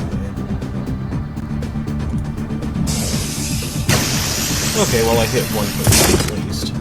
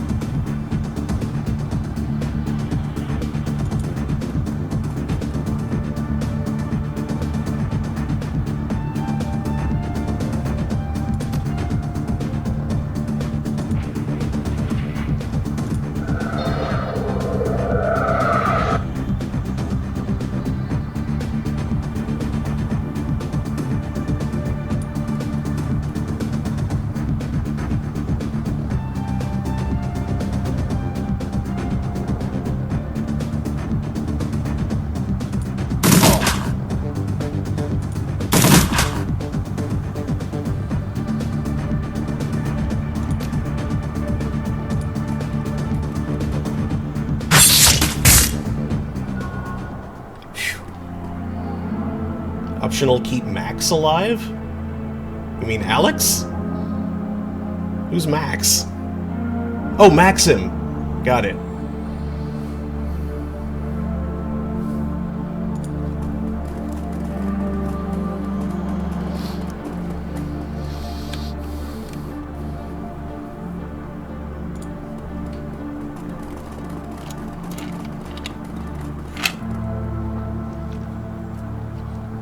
Maxim looks up at the sound of your approach. If he's surprised to see you, he doesn't show it. Crazy night, huh? He pulls a flask from his jacket pocket and takes a long swig, then looks you in the eye. I hope that this was worth the trouble. Any luck finding our money in there?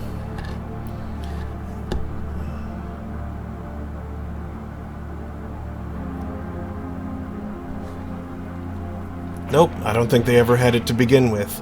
But I guarantee you they'll think pretty hard before crossing smugglers again. I can live with that.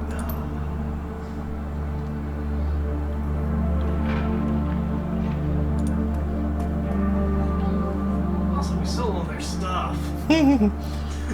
Thank Christ that's over with. You okay, Alexander? The young man looks shell-shocked. He holds his rifle clenched tight in his trembling hands. Yeah, Uncle Dietrich. Yeah, I'm okay. But those guys, I knew them. One of them was my bunkmate. I killed him. Couldn't be helped. If you hadn't, he'd have killed you. Believe it. We're gonna take you away from here. Back to the Kreutz Bazaar. Get you the help that you need. Yeah. Okay, Uncle. Okay. Dietrich glances over his shoulder, locks eyes with you. Thanks for this, boss. My nephew is safe, and I owe you. One other thing. The Dragon Slayer is happy, too. We just did a ballsy thing. Protected my family, and gave a monster a bloody nose in the process. Glad to hear that he approves. You should be. When the Dragon Slayer is pleased, he tends to be generous with his rewards. I can feel the power coursing through me, boss. I don't know what form it'll take yet, but it's there. And soon enough, I'll be able to use it. I don't mean to break this up, but we need to get moving. Kid, you're with us. The rest of you, pile into that other van. You can continue having your moment when we get back to Schottennest.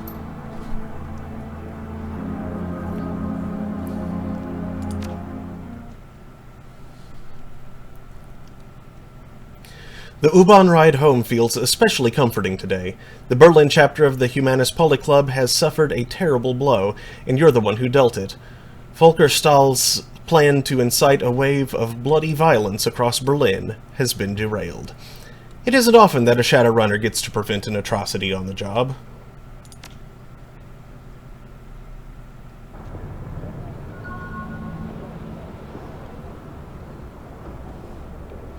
Your PDA rings, and the face of your fixer, Paul Amsel, appears on your screen. VL, I have new information to discuss about the estate. Please, come as soon as you can.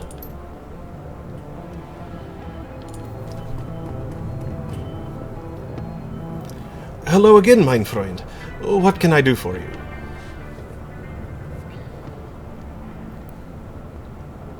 I've uncovered what Humanus is up to. You'll find the details on this datapad. Beckenbauer eyes the plans on the datapad, then nods grimly. This fits with Humanus's established pattern of behavior. Horrific and vile. According to this datapad, Humanus compounds all over Berlin have received similar shipments. They are planning to deploy the gas tomorrow morning. I have a feeling that the Flux State will have a thing or two to say about that. Stahl has overstepped his bounds. His hubris will be his undoing.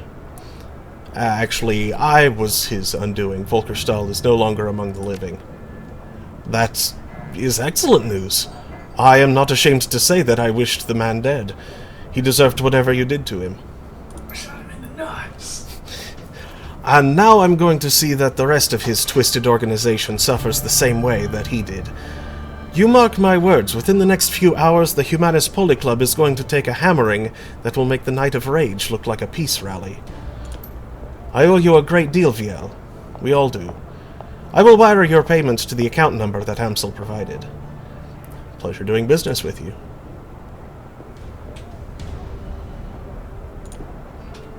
Also, how's Silka doing? Oh, it's nothing new. Okay.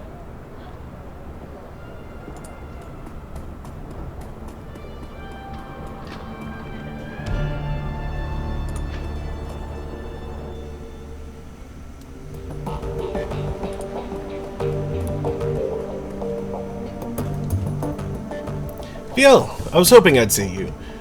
Do you have another run lined up for us yet? I'm strapped for cash.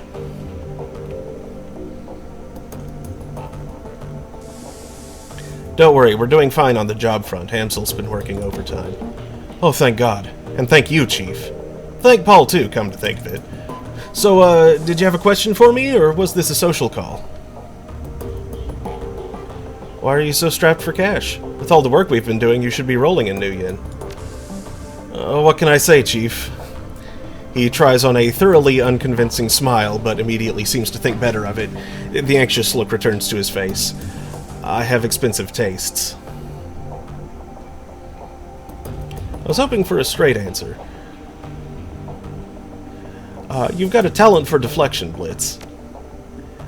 And you're annoyingly persistent. If you must know, I'm in debt. That's where all the money's going. In debt to who? That's being what they are. He hesitates before responding. When he does, his voice carries an edge of annoyance. No offense, but this is getting a little too personal, Chief. My debts are none of your business.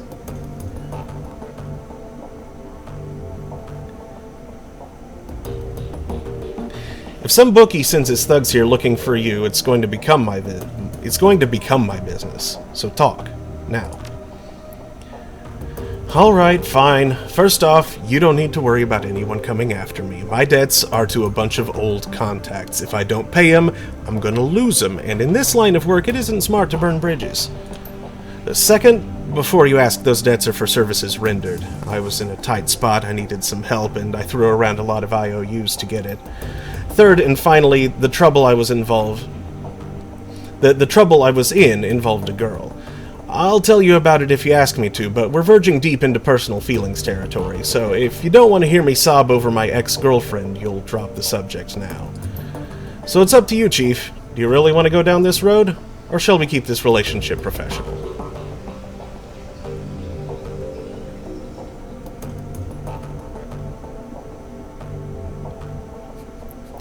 Go ahead, tell me. I'm interested. Blitz meets your gaze for a moment, then looks away and sighs. Alright, where to begin? I met Amelie in Dragonfall. She was the first person who was ever more important to me than myself. I was crazy about her, Chief. To this day, she's the only person I've ever met who could outdeck me. And the real kicker is that she wasn't even a decker by trade.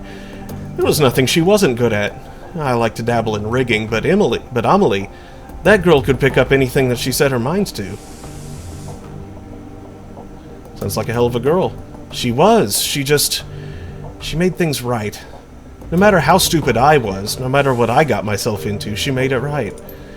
I don't think much of many people, Chief. Emotional attachments aren't really my thing. Love seems like a diluted word these days, so I won't waste it on Amelie. Let's just say she was important to me. And then I lost her. I didn't know what was happening. It came out of nowhere. One day she was just gone. Along with most of my decking gear. The only explanation was a handwritten note on old-fashioned paper. Leave me alone. That was it. We'd been together for years, and that was all she left me. That and this beat-up old-timer deck. Naturally, I freaked. We'd had our share of arguments, but we'd never had a huge blowout or anything. I couldn't think of anything that'd drive her to do a thing like that. Mostly, I felt hurt, so I searched for her, in the real world and in the Matrix. And when that turned up nothing, I started tapping my contacts. And that was when I started racking up debt. So, did you find her? No. She's gone, Viel. Without a trace. I looked high, I looked low, I poked into everything I could think of, and my contacts did the same. She's gone, Chief. At this point, I've accepted that. But I still have to repay those debts.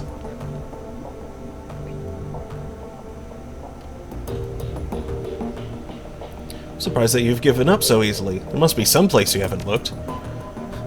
I don't know, VL. I really did look everywhere. And at great personal cost. If she means that much to you, you owe it to yourself to try. Yeah. Yeah, you might be right. F. I'd thought I was done with this, but you're right. Without some kind of closure, I'm never going to be at peace with this. Thanks for the talk, Chief. I'll let you know how it goes. You do that, Blitz. Good luck.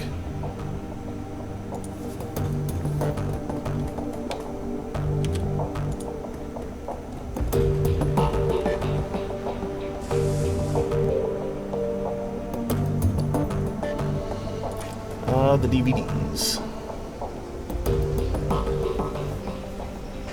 Oh, there's a second DVD.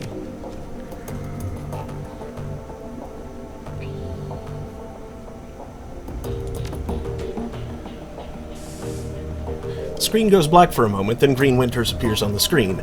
The timestamp on the video reads 2054-11-11. Alright, as I said in my last recording, I've been having trouble finding hard facts on Feuerschwinge, so I thought I'd open things up a bit. Let's see what the rumor mill has to say. The screen jumps and Winters reappears in a different location. He's now clutching a mug of soy calf in both hands, and there are bags under his eyes. Well, that was enlightening. Assuming that any of it was true, that is. So for the past 5 hours, I've been poking around some of the crazier fringe theories related to dragons and the SOX. As a reminder, the SOX is an irradiated wasteland between France and Germany. It got zoned off back in '08 after the Cattenom-Gau reactor meltdown. Anyway, there are all kinds of rumors floating around about the place. I've heard stories about a walled city in there that operates on a survival of the fittest, kill-or-be-killed basis. Sort of like a nightmare inversion of Berlin. All of the anarchy, but none of the stability that the F-state provides.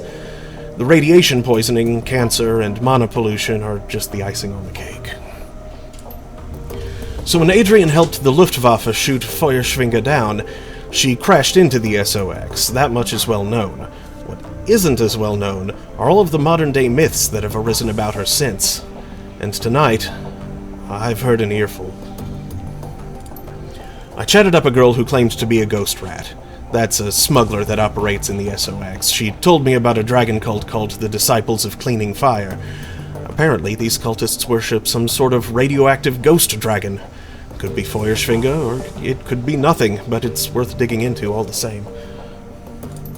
Another thing that my little ghost rat told me, the popular rumor in the SOX is that Feuerschwinge's astral form was, I guess you'd say, mutated by all of that background radiation. Some of the glowpunks out there say that she's shed her body like an old coat. Others say that she's trapped, doomed to languish as an intangible, radioactive ghost. I don't know how much credence to give any of this. After all, I don't have any proof that my ghost rat is even a ghost rat. She might be, but then she could also be a run-of-the-mill glowpunk. Or maybe she's just yanking my chain and she's never been into the SOX at all. Who knows? Well, it's food for thought anyway. I don't know whether the thought of some radioactive ghost dragon thing is any scarier than a genuine dragon is, but it's interesting all the same. Now the big question is, will any of this get me any closer to finding Adrian? I'm gonna go out on a limb and say no, but you never can tell.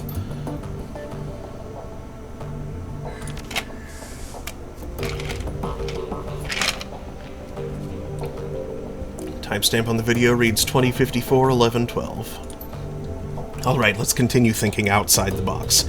After the Dragonfall, the great dragon Kaltenstein came flying into the SOX to rescue Firewing, but then he was driven off, some say killed, by Lofweir and Nebelhair. So, what if there's another dragon involved in all of this? Winters grabs a thick leather-bound tome from a shelf behind him, licks a finger, and begins to leaf through it. I don't have one of those, so...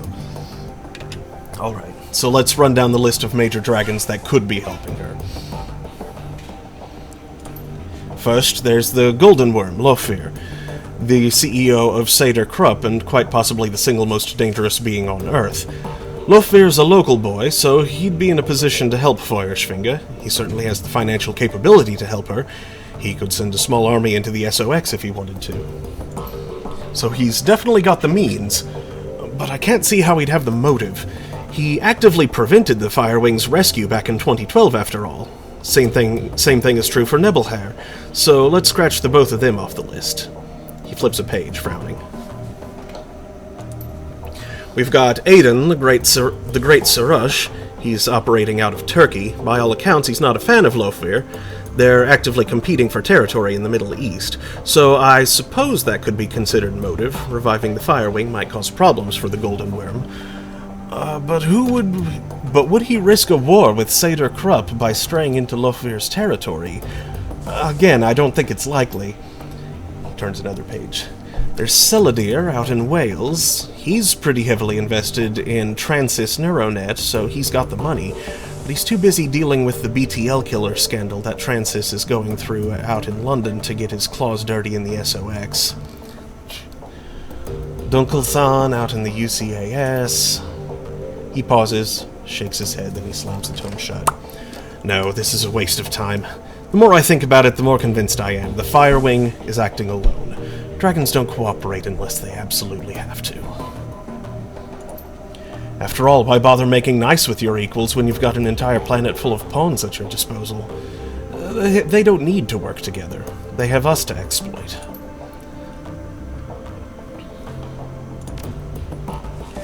While this track does load, it's clearly corrupted. The screen fills with a meaningless stream of text.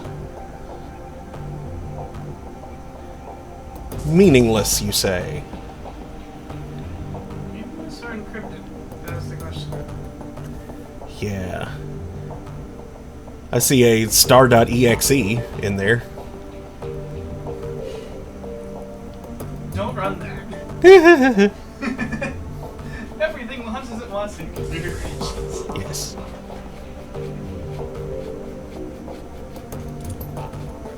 The text disappears and you find yourself back at the menu screen. The file is partially garbled. You can recognize a few words here and there, but they're interspersed amidst a solid block of corrupted text. Vauclair and still searching for Wing. Swear to Leon, I will find you. If it's the last old ad, not getting any close. I swear to new research. Turning up. Oh no. Turning up nothing. I don't know. File is corrupted. The screen fills with a meaningless assortment of ASCII characters. ZD.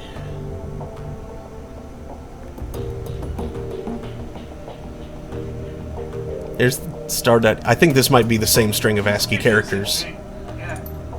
I recognize the Ike's.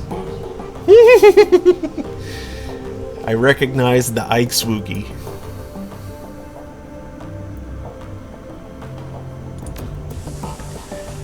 The screen goes black, and the same digital chime that you heard on the Dragonfall DVD plays again.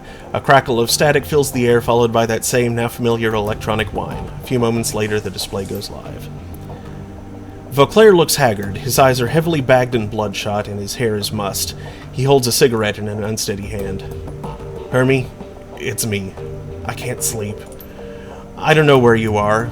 Out having fun, no doubt. Maybe flirting with one of those unattainable beauties that you're always chasing.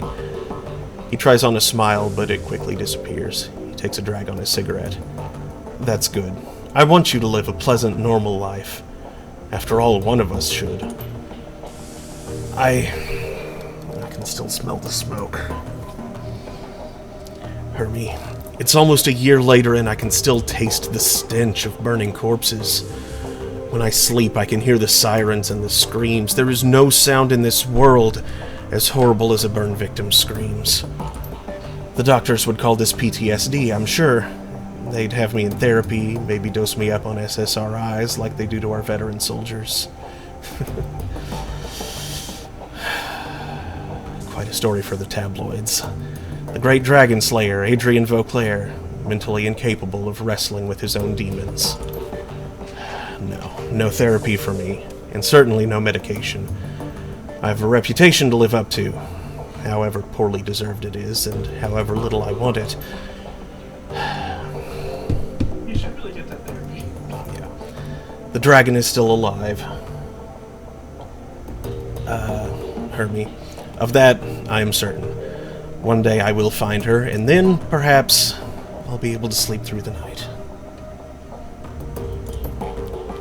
The display goes black, and the background wine fades away. A moment later, you find yourself deposited back at the menu screen.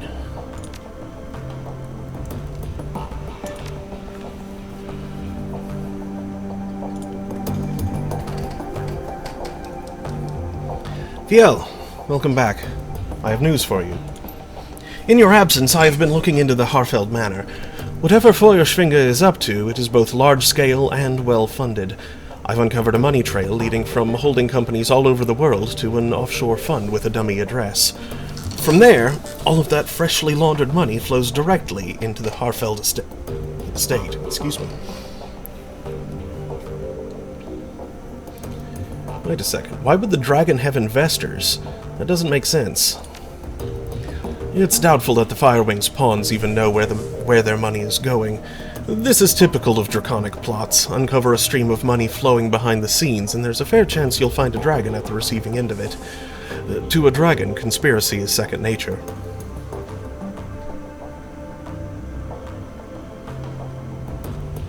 Alright, so the dragon has money.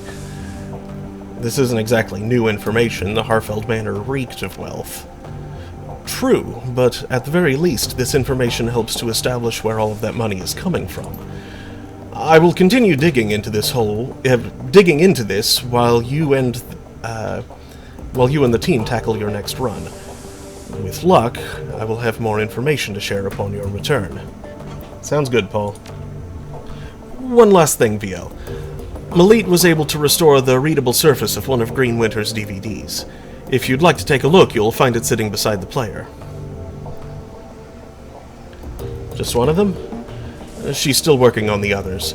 Many of them are extensively damaged, and getting anything off of them is proving to be quite a chore. She has told me that she'll be in touch if and when she makes any headway. Thanks, Paul.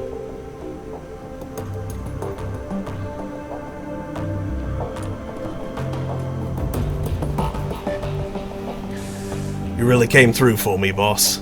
You ever need anything from me, anything at all, then you call on me. I'll come running. How's Alexander holding up? He's a good kid, that nephew of mine. Give him some time, and he'll shake Stahl's programming. It might take a while, but he'll adjust to life here in the Kreutz Bazaar. In the meantime, I found a good home for him. Samuel's agreed to take him in. Is that wise? Samuel's employees have no love for Humanus. Most of them don't even like humans. Best thing for the kid will be to learn through immersion. If he stays with Samuel's group, he'll have no choice but to interact with metahumans. Soon enough, he'll learn that they're no different than anyone else. First few days will be rough, no question. But he'll make it through, and come out the other side a better man for it. Seems like a tough kid. I don't doubt that you're right. You're a good man, boss. On to other things. Remember what I was telling you back before we climbed into the van? Yeah, you were saying that the Dragon Slayer was happy and that you'd been given a reward. That's right. Thanks to our, let's not mince words, heroic actions back in that swine pit, the Dragon Slayer has seen fit to grant me his favor. And now I know what that means and what I can do with it. Well, don't keep me in suspense. He gestures at the ground near his feet. This. As you watch, the spot that Dietrich is pointing at begins to glow. Lines of force spread out in a scintillating web, and a feeling of raw power suffuses your body. I've just torn open a channel between myself and the Dragon Slayer. That power that you feel is his power, pouring through the ether and into that spot. If you're familiar with ley lines, it's the same basic concept. I consecrate a patch of ground, and as long as I stand in that spot, all of my magic gets stronger. He crosses his arms over his chest. Not bad, huh?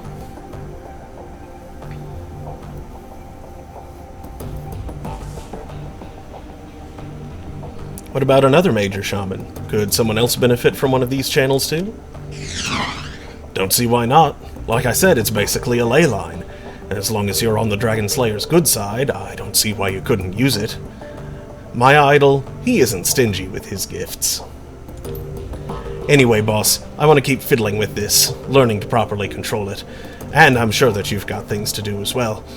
You take care of whatever else that needs doing, and by our next run, I'll be ready to use this. Sounds good. Take care, Dietrich. You too, boss.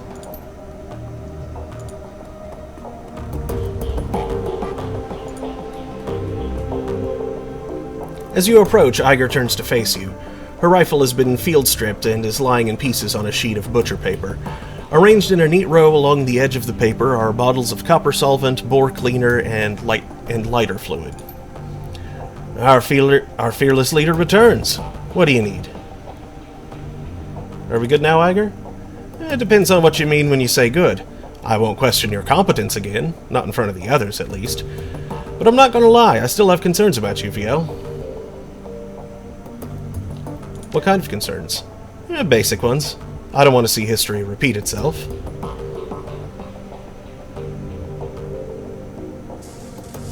What history are you talking about? I'd rather not go into it, fearless leader. Let's just say that I've had bad luck with underexperienced teammates and leave it at that. Was there something else that you wanted to talk about? Or can I get back to cleaning my rifle? I'd like to hear about your time in the KSK. No, I'm not in the habit of sharing war stories, Viel. Not with people who've never served. It doesn't have to be a war story. I just want a better idea of who I'm running with. She looks you in the eye for a moment, evaluating. Finally, she shrugs. All right, Viel, you win. I owe everything to my time in the KSK, from my street name on down. So, you tell me what you want to know and we'll see where this goes. Tell me how you got your street name. Back when I was in basic training, a fellow recruit made a vulgar joke at my expense. He said that I reminded him of the north face of the Eiger, in the Bernese Alps. Huge, beautiful, but dangerous to climb. His tone left little doubt as to what sort of climbing he had in mind. I think that he was trying to proposition me in his clumsy way, poking me in front of the other recruits to try to provoke a reaction. Anyway, he got one. I broke 3 of his ribs and the name stuck. Served him right. You might actually mean that, but then you may just be trying to get on my good side. Anyone who'd use a line that bad deserves to get smacked around a little. For once we're in complete agreement, but there was more to it than that. As soon as that idiot made his little joke, it was a foregone conclusion that I was getting saddled with the nickname Eiger. My only choice in the matter was whether it happened under his terms or under mine. If I hadn't broken that twit's ribs, the name Eiger would have meant a difficult sexual conquest to a whole barracks full of recruits. That's what I would have been to them from that point on. My own accomplishments be damned. Thanks to what I did, my new name meant the troll who doesn't take shit from anyone instead. It's a name I'm proud to go by, and I've hung on to it ever since. Eiger pauses for a moment, then looks you in the eye. A word of advice to you, Viel. If anyone ever puts you in the position that he put me in, if he demeans you in front of your unit, whatever his intent, the appropriate response is to put that person down. Hard. Out in the field, nothing will kill you faster than losing the respect of your team. By that logic, I should have broken your ribs after Monica died. In your place, I would have. She looks you up and down, appraising you. Not that you'd have succeeded if you tried, but in terms of saving face, it would have done wonders. In all seriousness, Viel, I'm sorry that I put you in that position. I shouldn't have, and I acknowledge that. Need anything else, or can I get back to prepping for our next run? Tell me about your team. Fair enough, I guess that you've earned it. There were 8 of us, 2 commando squads working together as a single unit. Schmidt and Longa were combat deckers. Wolf was our rigger and combat engineer. Fisher handled demolitions, Brown was a medic, and the rest of us, Metzer, Kruger, and myself, were weapons experts. Our mission was extraterritorial, technically illegal, but important enough to justify the risk. We'd been sent across the border into Poland. The Russian mafia had set up a cottage industry and human trafficking all along the Oder-Neisse line, and it was our job to disrupt it. Go on. We were a good team, experienced. We went through a lot together, and we chalked up a lot of kills. In our own way, I'd like to think that we did some good. What happened to the team? No, that's one story I won't be telling. They died, that's all you need to know. Who was in command? Metzger. Best leader I've ever had the pleasure of serving under. He was a hell of a man. But he went down with the rest of the team. Everyone but me. Thanks, Iger. So, was there something else that you wanted to talk about? Or can I get back to cleaning my rifle? No more questions. Thank you, Iger. She turns back to the disassembled components of her rifle. Sure thing, fearless leader. Good talk.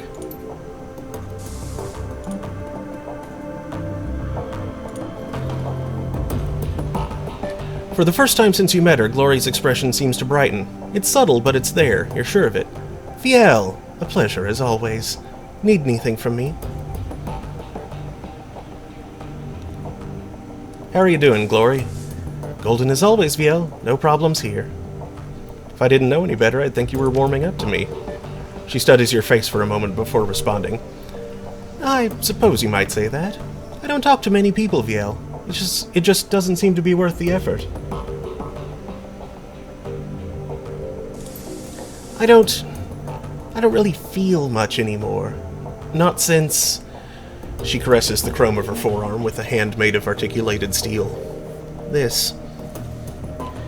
If that's true, why are you still talking to me? I suppose because you've shown an interest, and because you haven't let me push you away.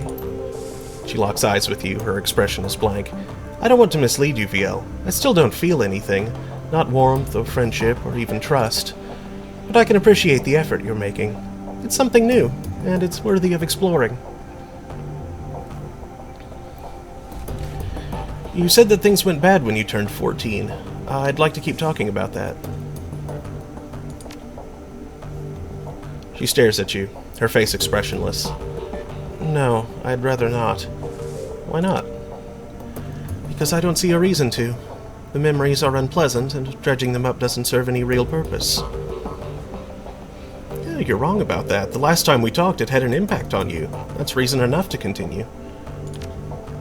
She pauses a moment to consider your words, a troubled look on her face. I suppose that's true. Feeling discomfort is better than feeling nothing at all. Alright, here's the deal, Viel. I'm going to talk, you listen. When I'm done, I'm done. No complaints and no arguments, and we'll see what happens. Deal? Deal. Right. The 1,000-meter stare creeps back into Glory's eyes. A moment later, she's locked away in her own head again, reliving memories that she'd long since filed away. So a few days after my 14th birthday, I began to express. Magically. Judging from what I saw in your aura, your awakening must have been an incredible thing.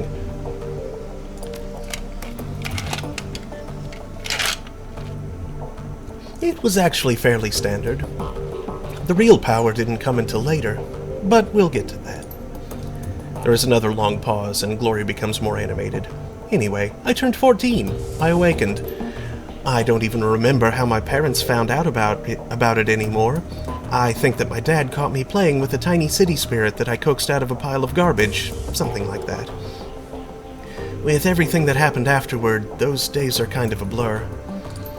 What I do remember is my father's response to the revelation that his little girl was a witch, a hexa. He beat the living shit out of me with his fists, and then his belt, and then a claw hammer that he grabbed out of his toolbox. All the while, my mother was screaming and flailing at him. She took a couple of licks with the hammer, too. I'd very much like to murder your father. It's a common sentiment, believe me, but I appreciate the thought. So finally, after what felt like an hour, Dad stopped tuning me up with the hammer. I had broken ribs, a busted arm, I couldn't see out of my left eye, and my entire right side was covered with one giant bruise. I was bleeding all over the place, making a real mess of the carpet. The old bastard spat on me, his bleeding, crying daughter. He spat on me and told me that I was des Teufels Hure, the devil's whore. Then he kicked me out of the house. As I was crawling away, my father told me that if he or any of his Kreuzritter brothers ever saw me again, they'd treat me as the Berlin chapter treats the enemies of God. If you're not familiar with how the Kreuzenritters here in Berlin deal with heretics, it's decidedly less pretty than what my dad and his buddies did to their victims. I got the hint, and the next morning I hitched a ride out of Stuttgart. You were a human girl, presumably with an ID. Why didn't you go to a hospital? Oh, I did, but not in Stuttgart. If I went to a local hospital with the kind of injuries that Dad gave me, there'd be questions, and I couldn't afford to stay in town any longer than I had to. Even if my dad wound up getting arrested for beating me, the rest of the local Kreuzritters would have found me, and I'd have wound up skinned alive and thrown into the Neckar. I wound up in Tübingen. I figured it'd be a safe enough place to find medical attention and maybe to call home. It's not far from Stuttgart, but it has a huge student community that I figured I could blend into, and the university there has a decent magic department. My ride dropped me off at the university hospital, and they patched me up pretty good. Had some questions for me about how I got so beaten up, but I lied and told them that I'd been mugged, which played nicely into my complete lack of cash, credit, and identification. Glory pauses for a moment and looks down at the floor, then fixes her eyes on you. She is visibly tense. We're gonna fast forward through the next few years. I was a kid on the street. I got by as best I could, doing whatever I had to do. The rest we can leave up to your imagination. Good?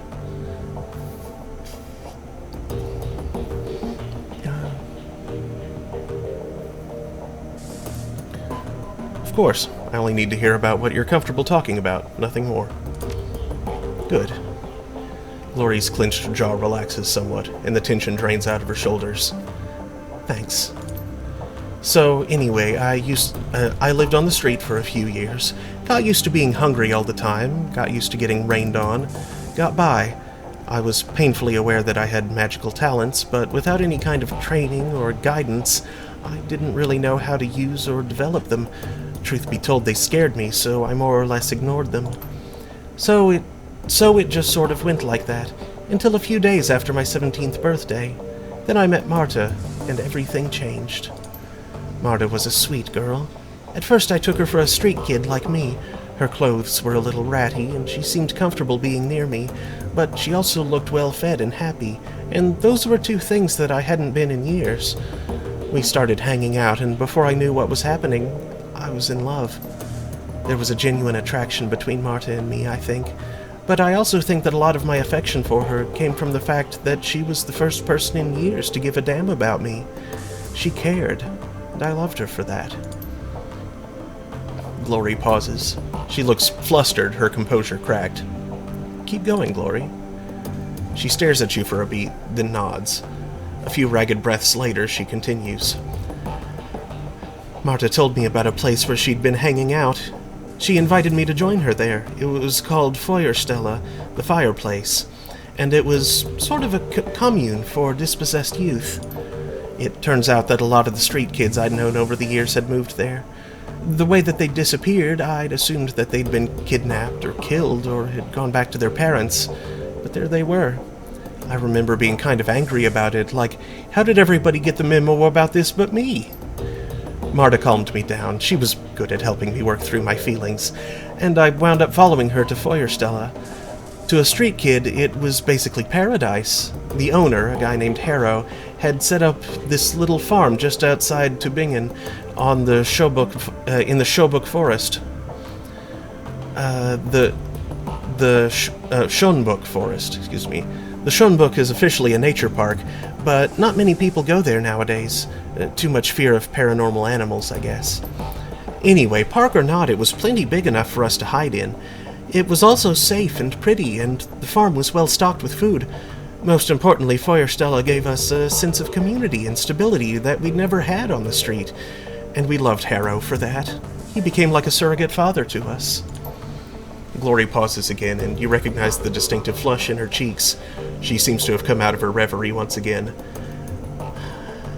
That's enough for now. I need to process all of this, and I don't want to continue forward until I've had the chance to do that. I know that this all happened years ago, but I guess it's still pretty raw to me.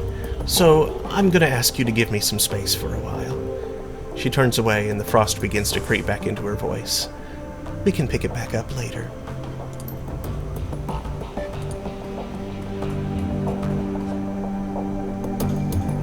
Okay, and with that, it is just a little bit after 5, so I think I will go ahead, or, well, I don't know. My tablet's getting a little low on juice, but I turned the brightness down and it doesn't seem to have changed a bit. I can probably keep going. I will, however, check my email real quick to be certain. Is the Inglorious the probably more marked one? Mm-hmm.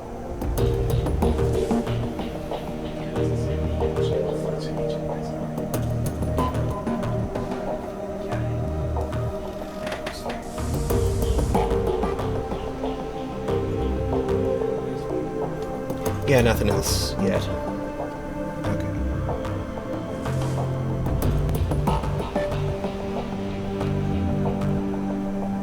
Back to Discord.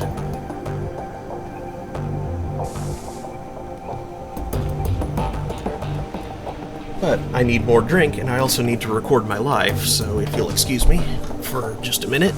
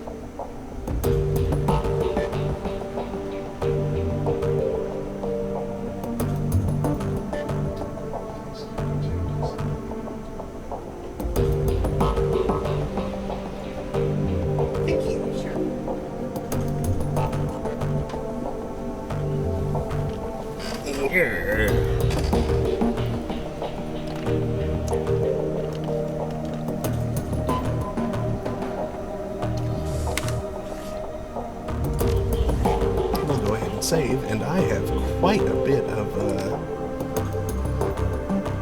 karma to spend. Very much the player character. I kind of want to murder Glorious Father as well. Mm-hmm. In the face. Enough of all these characters. In the face.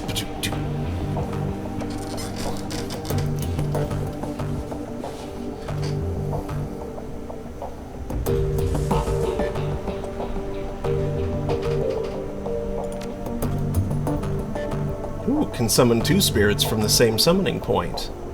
Nice.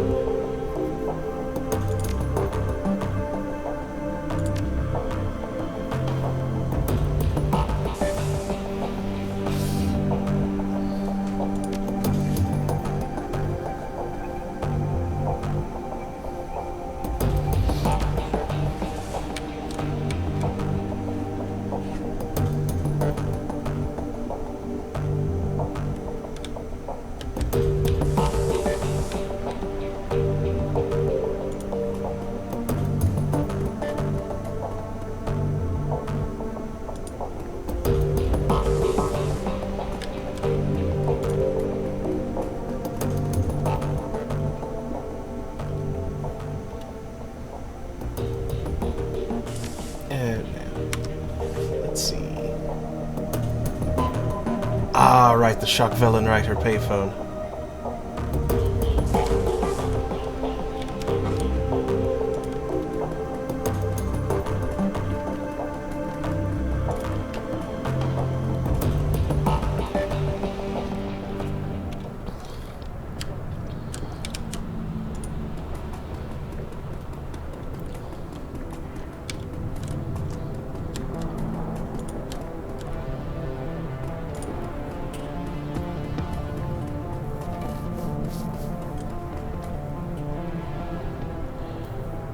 Deliver the Humanist donor list.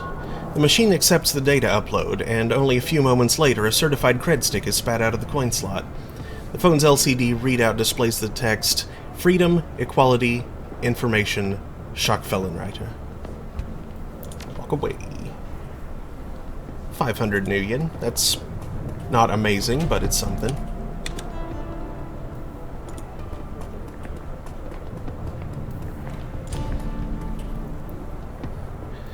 Simi Kim weaves an awkward dance through scattered refuse. Her too thin legs wobble, but she keeps her footing throughout. The sun will come out tomorrow. Bet your bottom dollar that tomorrow there'll be sun. That's lovely singing, Kim. Do you like the song? It means tomorrow will be a better day. Monica used to say something like that. When I was tired, when I was sad, when I only wanted to sleep, she would tell me that. She told me I would forget, that the pain would go away. I've lived many lives, but I've been an orphan more times than anything. It was the first story I found when I needed to get away. Anybody ever try to get you off The Sims? But I need them. Monica understood that. And Zach says they're safe. I don't know what I'd do without them. Without them, I dream, and I don't want to dream. I don't want to remember. They help me forget. They help me be strong and smart, and I never lose anyone. That makes it a good thing, right?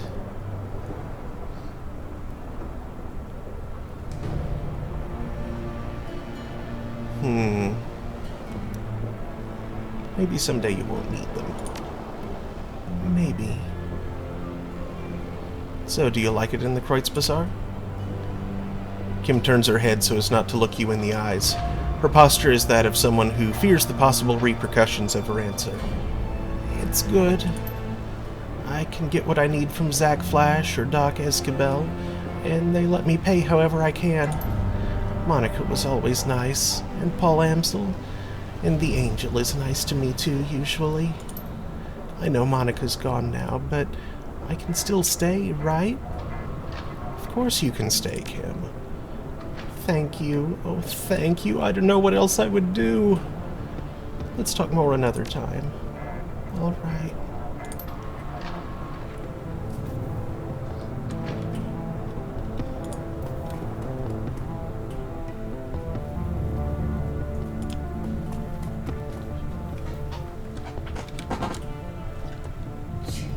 This is depressing.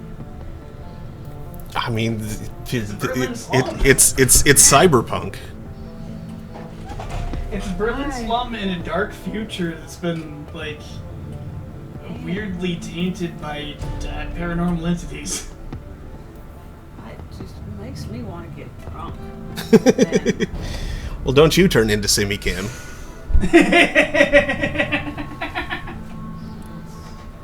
That's exactly what the dragons would want you to do. Mm-hmm. Not surprising.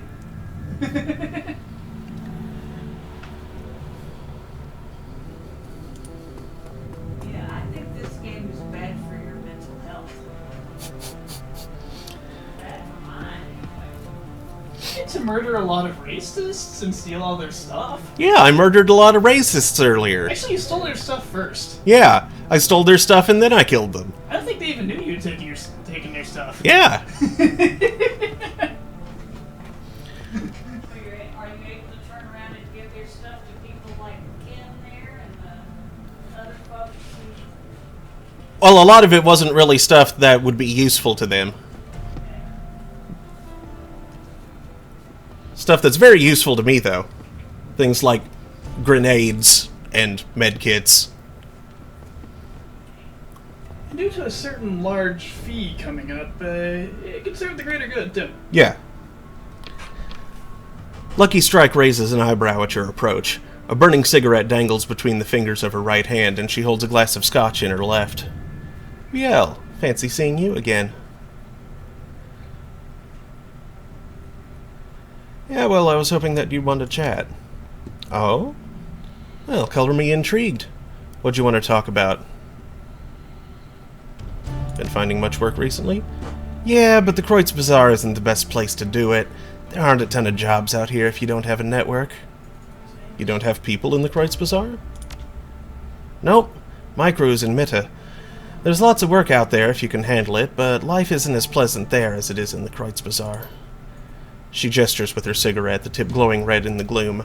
I mostly visit your lovely little Keats between runs to restock and relax. It's a good place for that. Nice and slow-paced. It's quaint. It's a nice enough place, but I don't know if that's the word I'd use. No? I would. Compared to most of Berlin, the Kreutz Bazaar is about as quaint as it gets. Hell, it's verging on bucolic with all of the hand-holding and the rooftop gardens. You found yourself a lovely, picturesque little corner of Berlin, VL. Guess I have to give your old boss some credit for that.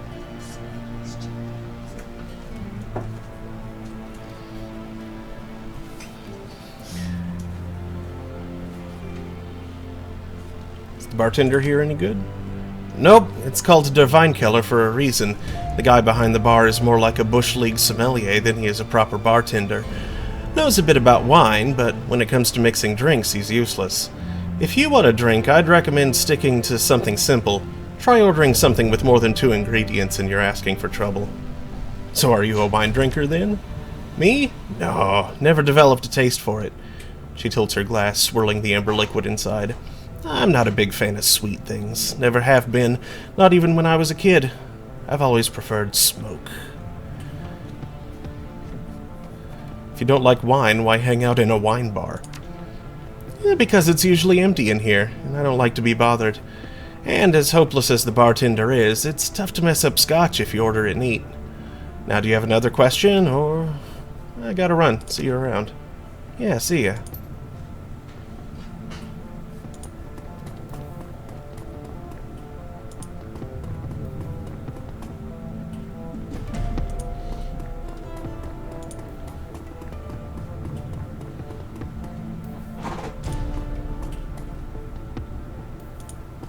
Say the guy sounds like he's better at mixing drinks than I am. I can't even do 2 ingredients.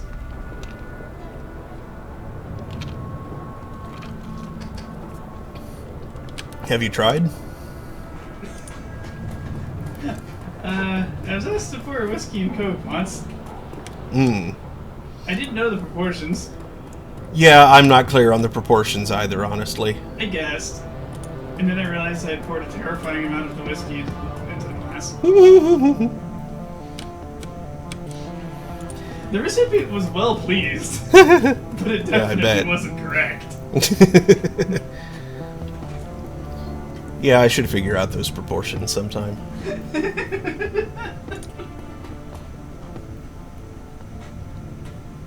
Welcome back. What can I do for you, my friend?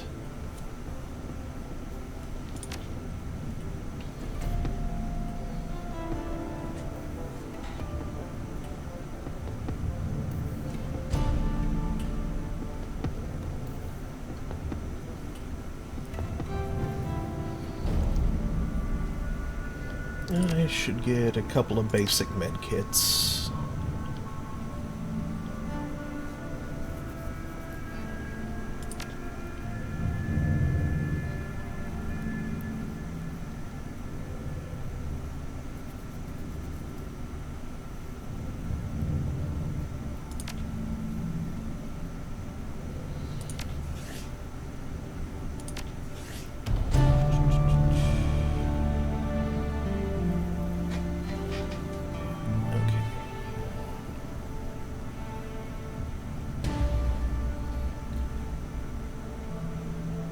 any points in ranged combat. I should probably improve that a bit.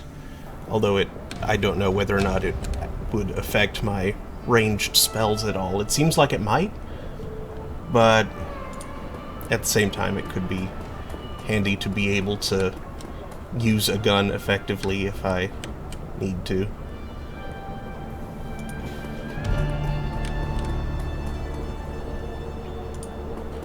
It's not like the acid bolt hits hard.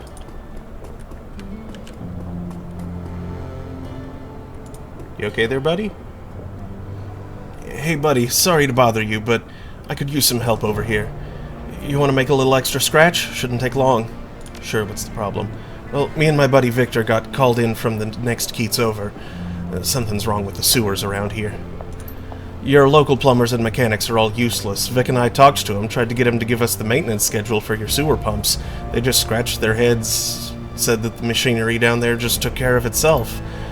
My best guess is that your pumps have shut down. It happens from time to time without proper maintenance. When the pumps shut down, the waste started piling up, and it's causing some pretty major overflow problems downstream. What do you want me to do about it? Well, Victor went down into the sewers while I was getting stuff out of the truck. When I came back, well, I was about to climb down there, but I heard these awful screams. They went on, and then they just stopped. I froze up. Nearly shit myself, to be honest. I don't know what to do, but I can't go down there, not after that. The problem is probably something basic, a clog that needs to be cleared, something like that. Restarting the pumps should take care of it, but no goddamn way am I going in there. If you'll do the job for me, I'll give you the new yen we were paid for it. I don't need it, you can have it all. I can live without the money, but someone's got to fix those pumps before I can leave. How many new yen are we talking about here? 500. For a job this quick, it's good money. Fine, I'll do it. You're a lifesaver, chummer. If you find Victor, well, if he's still alive down there, tell him I'm sorry.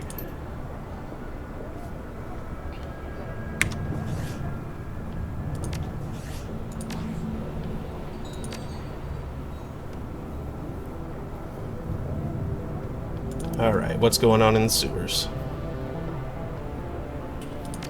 Assemble the team.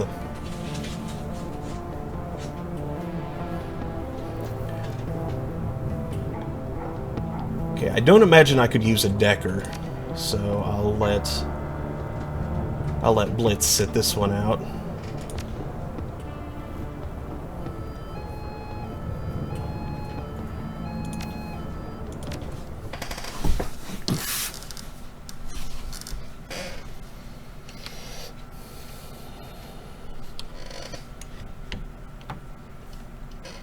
A ghostly labyrinth of tunnels and dead-end passageways makes up the network of sewers beneath the Kreuzbazaar. You climb down the ladder into this shallow underworld and reel at the wave of foul smells that washes over you, clogging your sinuses and saturating your clothing. As your eyes adjust to the light, you find yourself standing at the edge of a narrow channel of murky gray-green water. The rush of churning water echoes down the tunnel. You catch a flash of motion in your peripheral vision, something man-sized, moving fast, flitting across the far end of the tunnel. You strain your eyes to see it, but to no avail. The thing, whatever it is gone.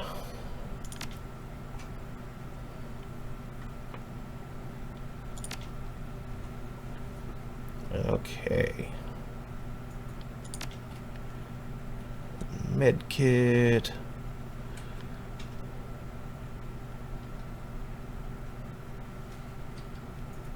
Phosphorus grenade, frag grenade,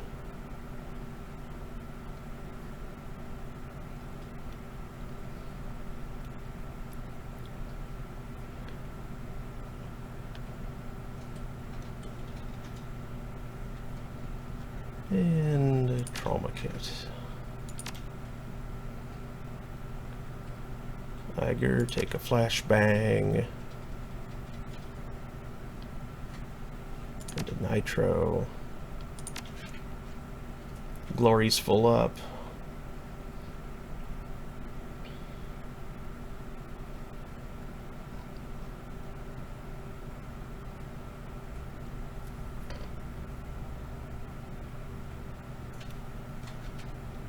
She has another weapon slot, but not the skills to do the thing. Alright. Confirm. Not the skills to use any of the other things I have in my stash there. That's what I was trying to say. I probably don't have... Yeah, I only have 2 karma. What am I going to do with that? So I find it fairly amusing the option your character had talking for shampoo with your shock guy. Hmm? That he wants something a full more... Too bad it wasn't something a full more fight to the fire laser. Yeah. The shaman conjuring a laser is just insanity.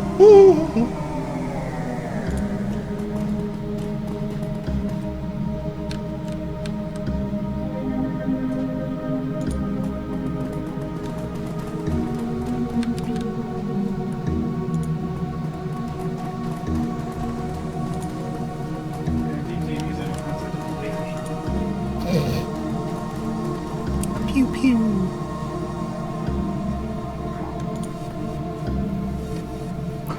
Pump 1, Operations Control. Access pump status. Pump 1 has stopped. Analysis. South turbine water flow failed. The south turbine has been deactivated. Steady water flow has stopped. Pump test running passed. The pump is operational but not receiving full water flow from the south turbine. Okay, so I need to go to the south turbine. How about the other one? Pump 2. Status. South turbine water flow failed. The south turbine has been deactivated. Pump test running failed. The pump has been clogged. Clog cannot be resolved until water flow has been restored and the pump is shut down completely, then restarted. Okay. So I need to hit the south turbine, restart pump 2, then turn them both on. I can do that. Up against the fight, whatever is blocking the south turbine. Bones. These metahuman bones have been picked clean. That looks like skin. Skin.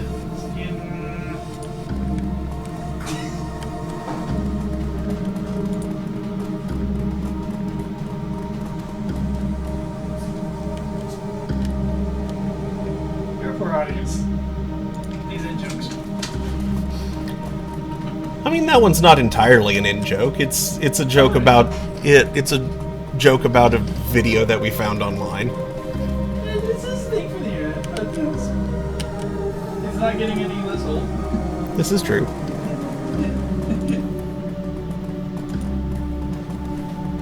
It never gains additional relevance. I'm going to be deeply troubled by that.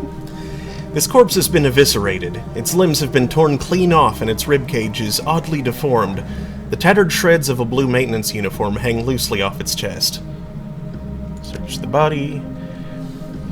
You find a well-worn manual entitled Wartungshandbuch Ausgabe 2042. The book is filled with depictions of turbine and pump cross-sections, tools, and descriptions of maintenance procedures. A few of the pages have been bookmarked with colorful bits of paper. Yellow? The page is dominated by a delineated illustration of a turbine cross-section. Scrawled in the margin is a number, 822896. Yes. Green bookmark. There are some notes written in the margins of this page, but you don't recognize the language. The only word you can make out is computer, written several times. Pocket the book and leave.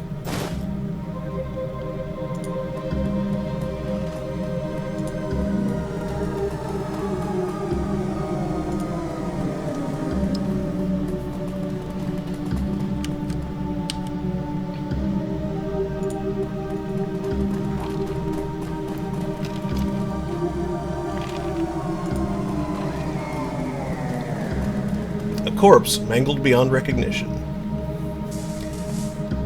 Before I mess with the turbine controls, I'm going to come over here and see what's behind this door.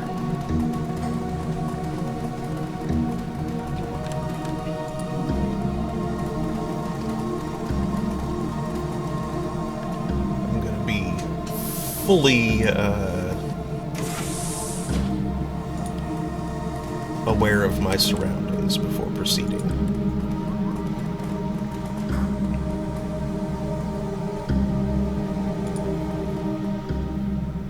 Uh-oh. Here's our things.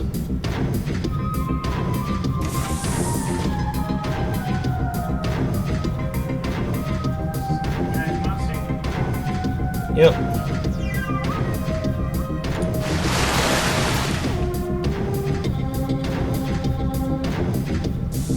Feral ghoul.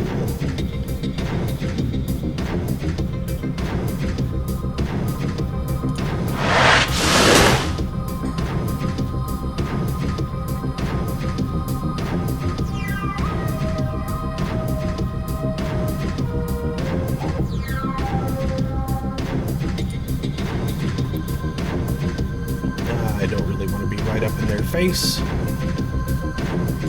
Alright, Dietrich.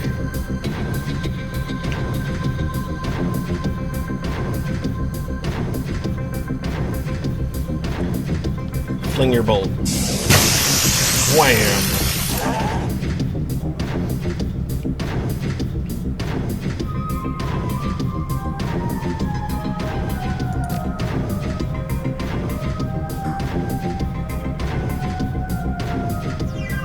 Oh shoot, that stunned them so bad that they're,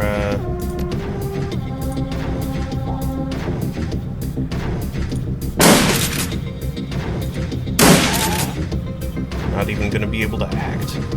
Awesome.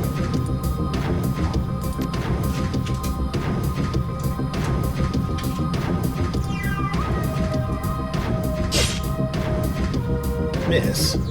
Oh, there's another ghoul over there. Great.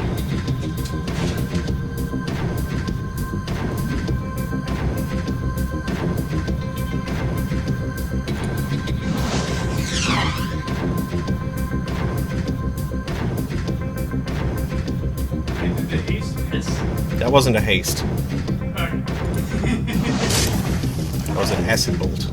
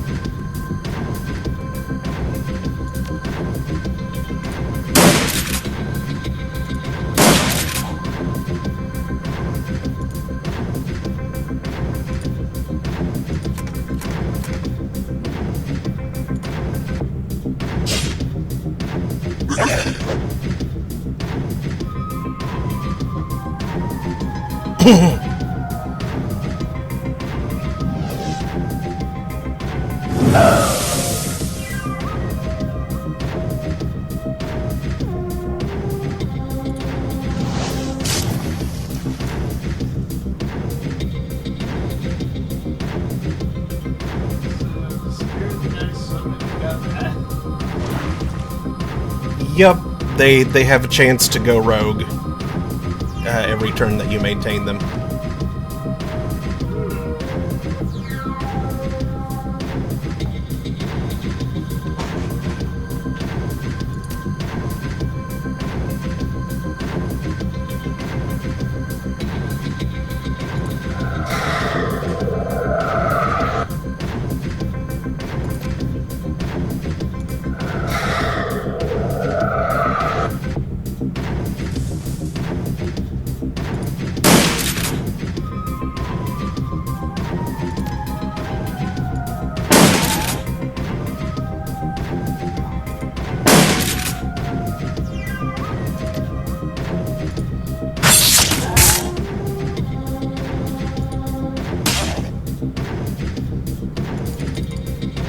Escape chance. The more AP you give them, the higher the escape chance is, but, like, you know, proportionally, it doesn't increase by that much.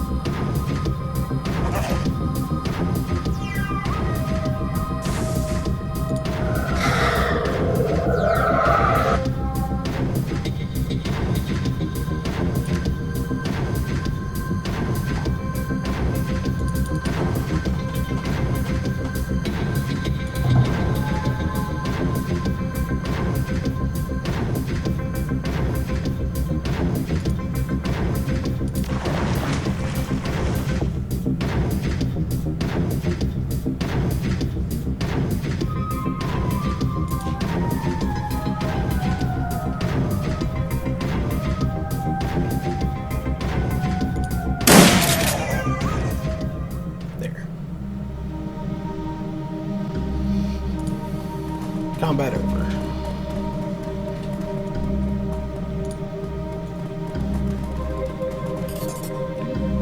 $133 new yen.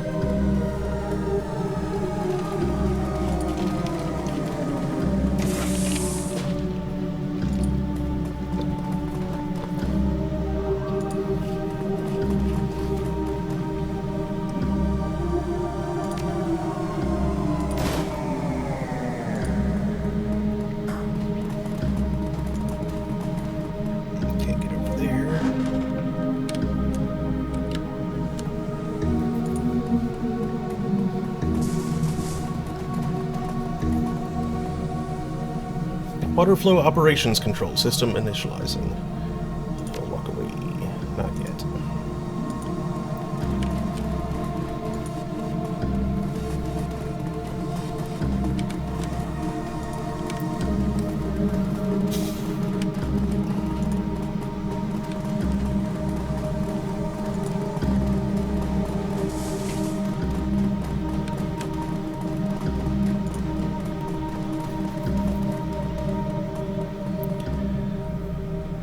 Turbine.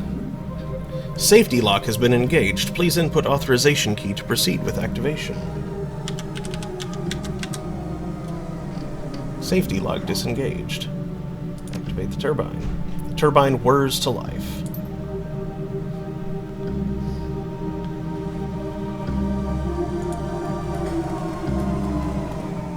Oop. And there's another ghoul.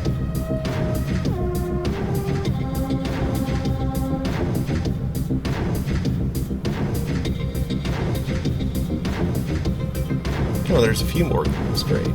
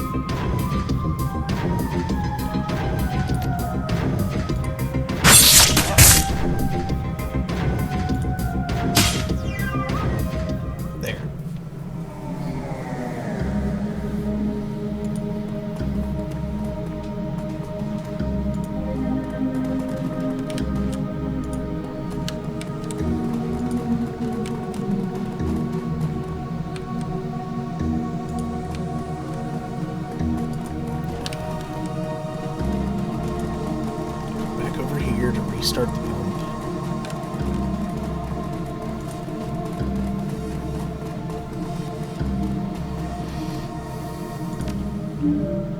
Blockage detected. Clearing obstruction. Done. Pump restart has completed with success. Running diagnostic. Success. Pump number 2 operating within normal parameters.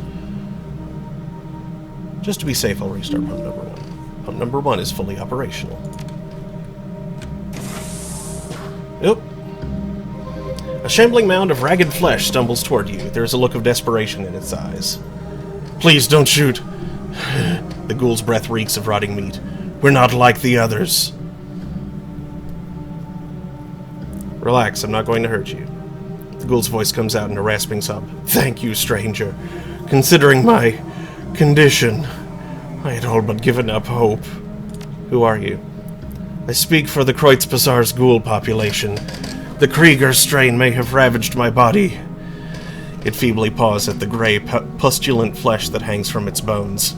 But I have retained my mind. Krieger strain? Of HMHVV, the virus that has infected us, that has twisted us into this. We are not monsters, sir. We are people with an illness, incurable for now, and yet some of us cling to hope. You may think of us as lepers if you wish. Keep talking. We've lived down here under the Kreuzbazar for years. For all that time, this place has provided refuge from the world above.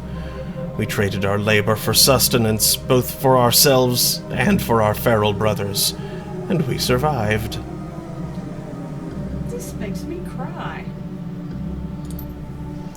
But now, our food supply has been interrupted, and the feral ones have gone mad with hunger.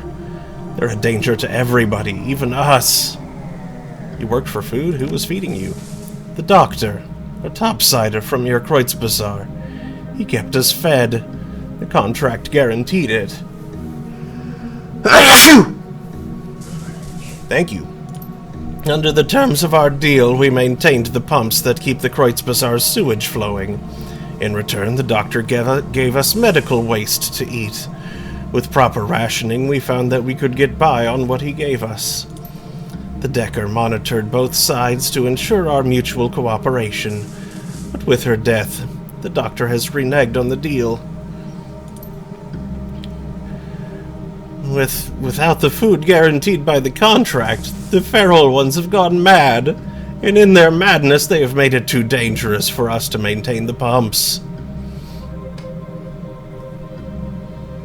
Doctor? You mean Dr. Escabel? Yes. His contributions kept our community alive, helped us thrive. But now that the Decker is gone, he has demanded payment for our feedings. We have no money, but he does not care. He tells us that we must find some, or that he will let us starve. Is this Decker named Monica by any chance? Yes. Yes, that was her name. You are the reason why the sewer system took care of itself. Yes. In truth, we would still work the pumps, even without the doctor's payments. We love our occupation. It helps us to feel human. But the changes wrought by the Krieger strain require us to eat human flesh. If we don't, we wither and die. Without regular feedings, we will have no choice but to hunt for our food. I think that I have a solution to your problem. Its milky eyes widen. Yes, please, whatever you can do. Our situation is desperate. I'm going to have a little talk with Dr. Escabel. Ghoul nods yes. Yes, perhaps you can convince him where we could not. We have a comlink provided to us by the Decker. It is a direct line to Escabel's office. If you call him, he will answer.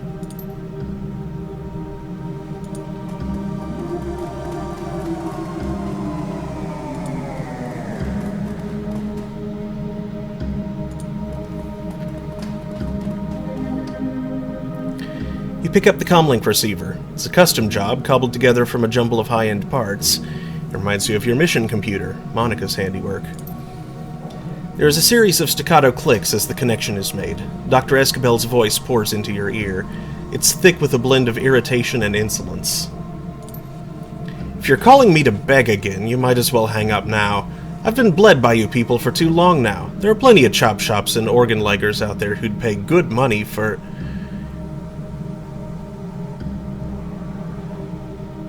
You're not talking to a ghoul, Doc, and I don't beg. Viel? Escabel tries to hide the surprise in his voice. He doesn't do a very good job. What are you doing on this line, my friend?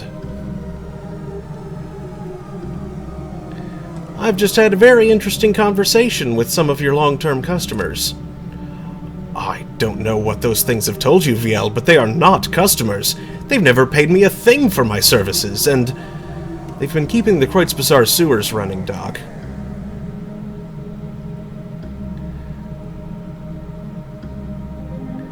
Or no, cut the shit, Doc. We both know what they've been doing for the Kreuzbazar. Yes, for the Kreuzbazar, not for me. Why should I continue to give them valuable material for free when you signed a contract? I expect you to honor it. Contracts don't last forever, and you'll forgive me for saying so, Viel, but I can see no good reason to continue honoring this one. My clinic is a business, not a charity. I'm not giving your new friends any more biomaterial unless they pay me for it.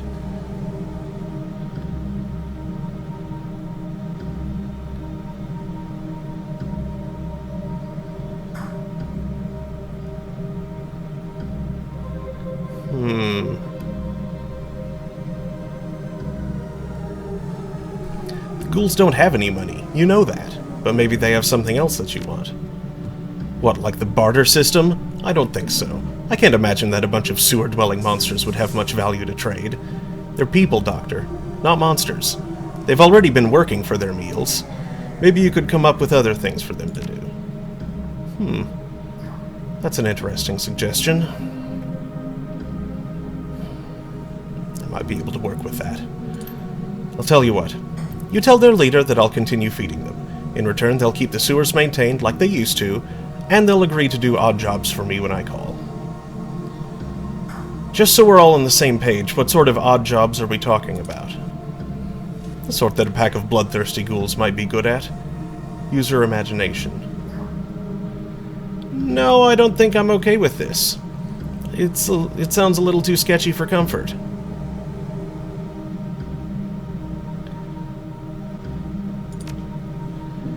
Well, then we are at an impasse, because I won't continue to feed these monsters for free. Our previous deal was brokered by your dear departed Monica, and without wanting to sound indelicate, it died with her.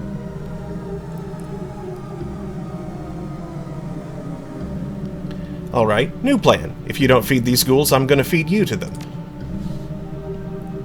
It's never a good idea to threaten your doctor, Viel. You never know what might happen the next time you're lying on the operating table.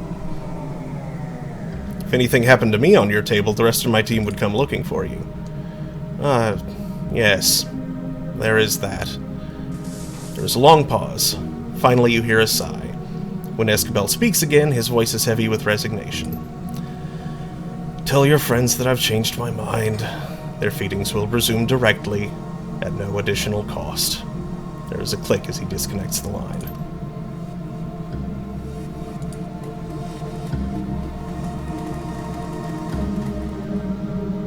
You're back.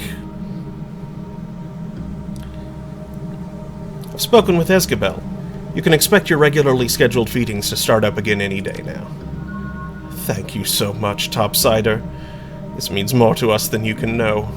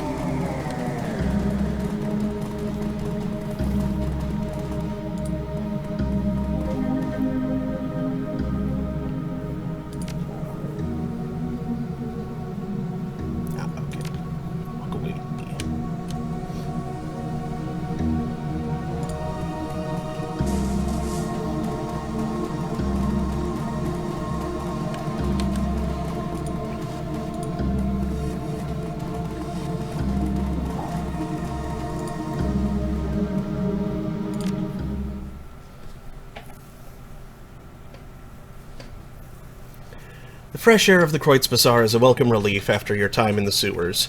A cool breeze drifts across the street, carrying with it the smells of food being prepared, cheap alcohol being poured, and fires being lit against the cold. The stench of the sewers, however, still lingers in your nose, a bad olfactory aftertaste. At least the pumps are working again. Sewage overflowing into the streets would certainly smell far worse.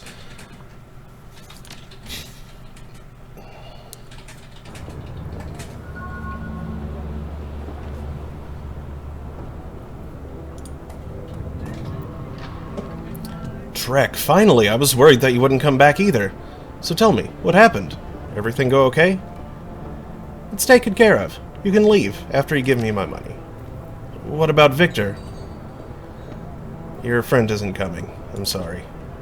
Christ, poor Vic. I don't know how I'm gonna tell his folks. Real close-knit family they were. I found this on his body. Maybe you could give it to them? Hey, thanks. They'll... He turns the manual over in his hands, rubs his thumbs over the careworn paper cover. They'll appreciate it. Here's the money I promised you.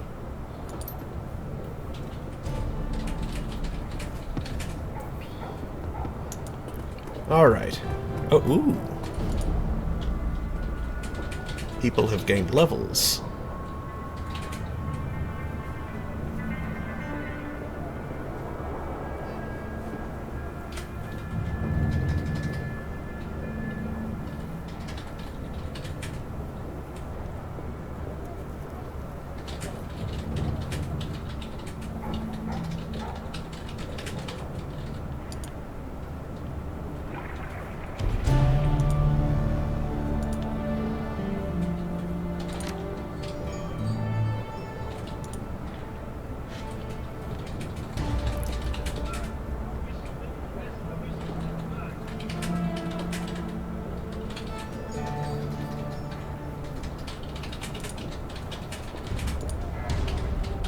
Augment his vision.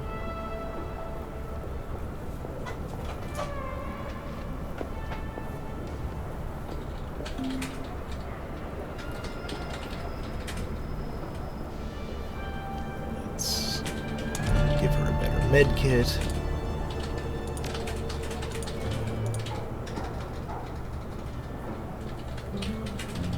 Ooh.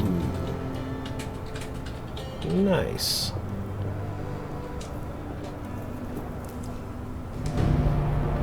Let's have an earth elemental.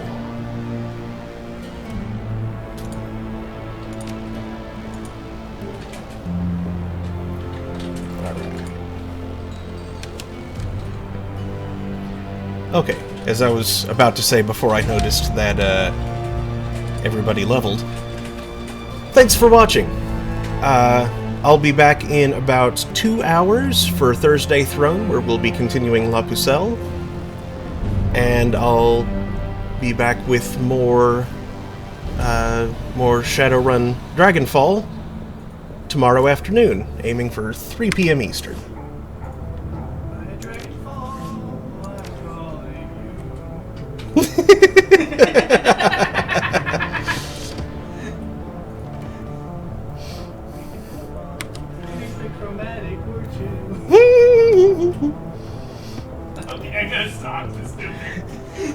Right. So, yeah, thanks again. Hope to see you shortly.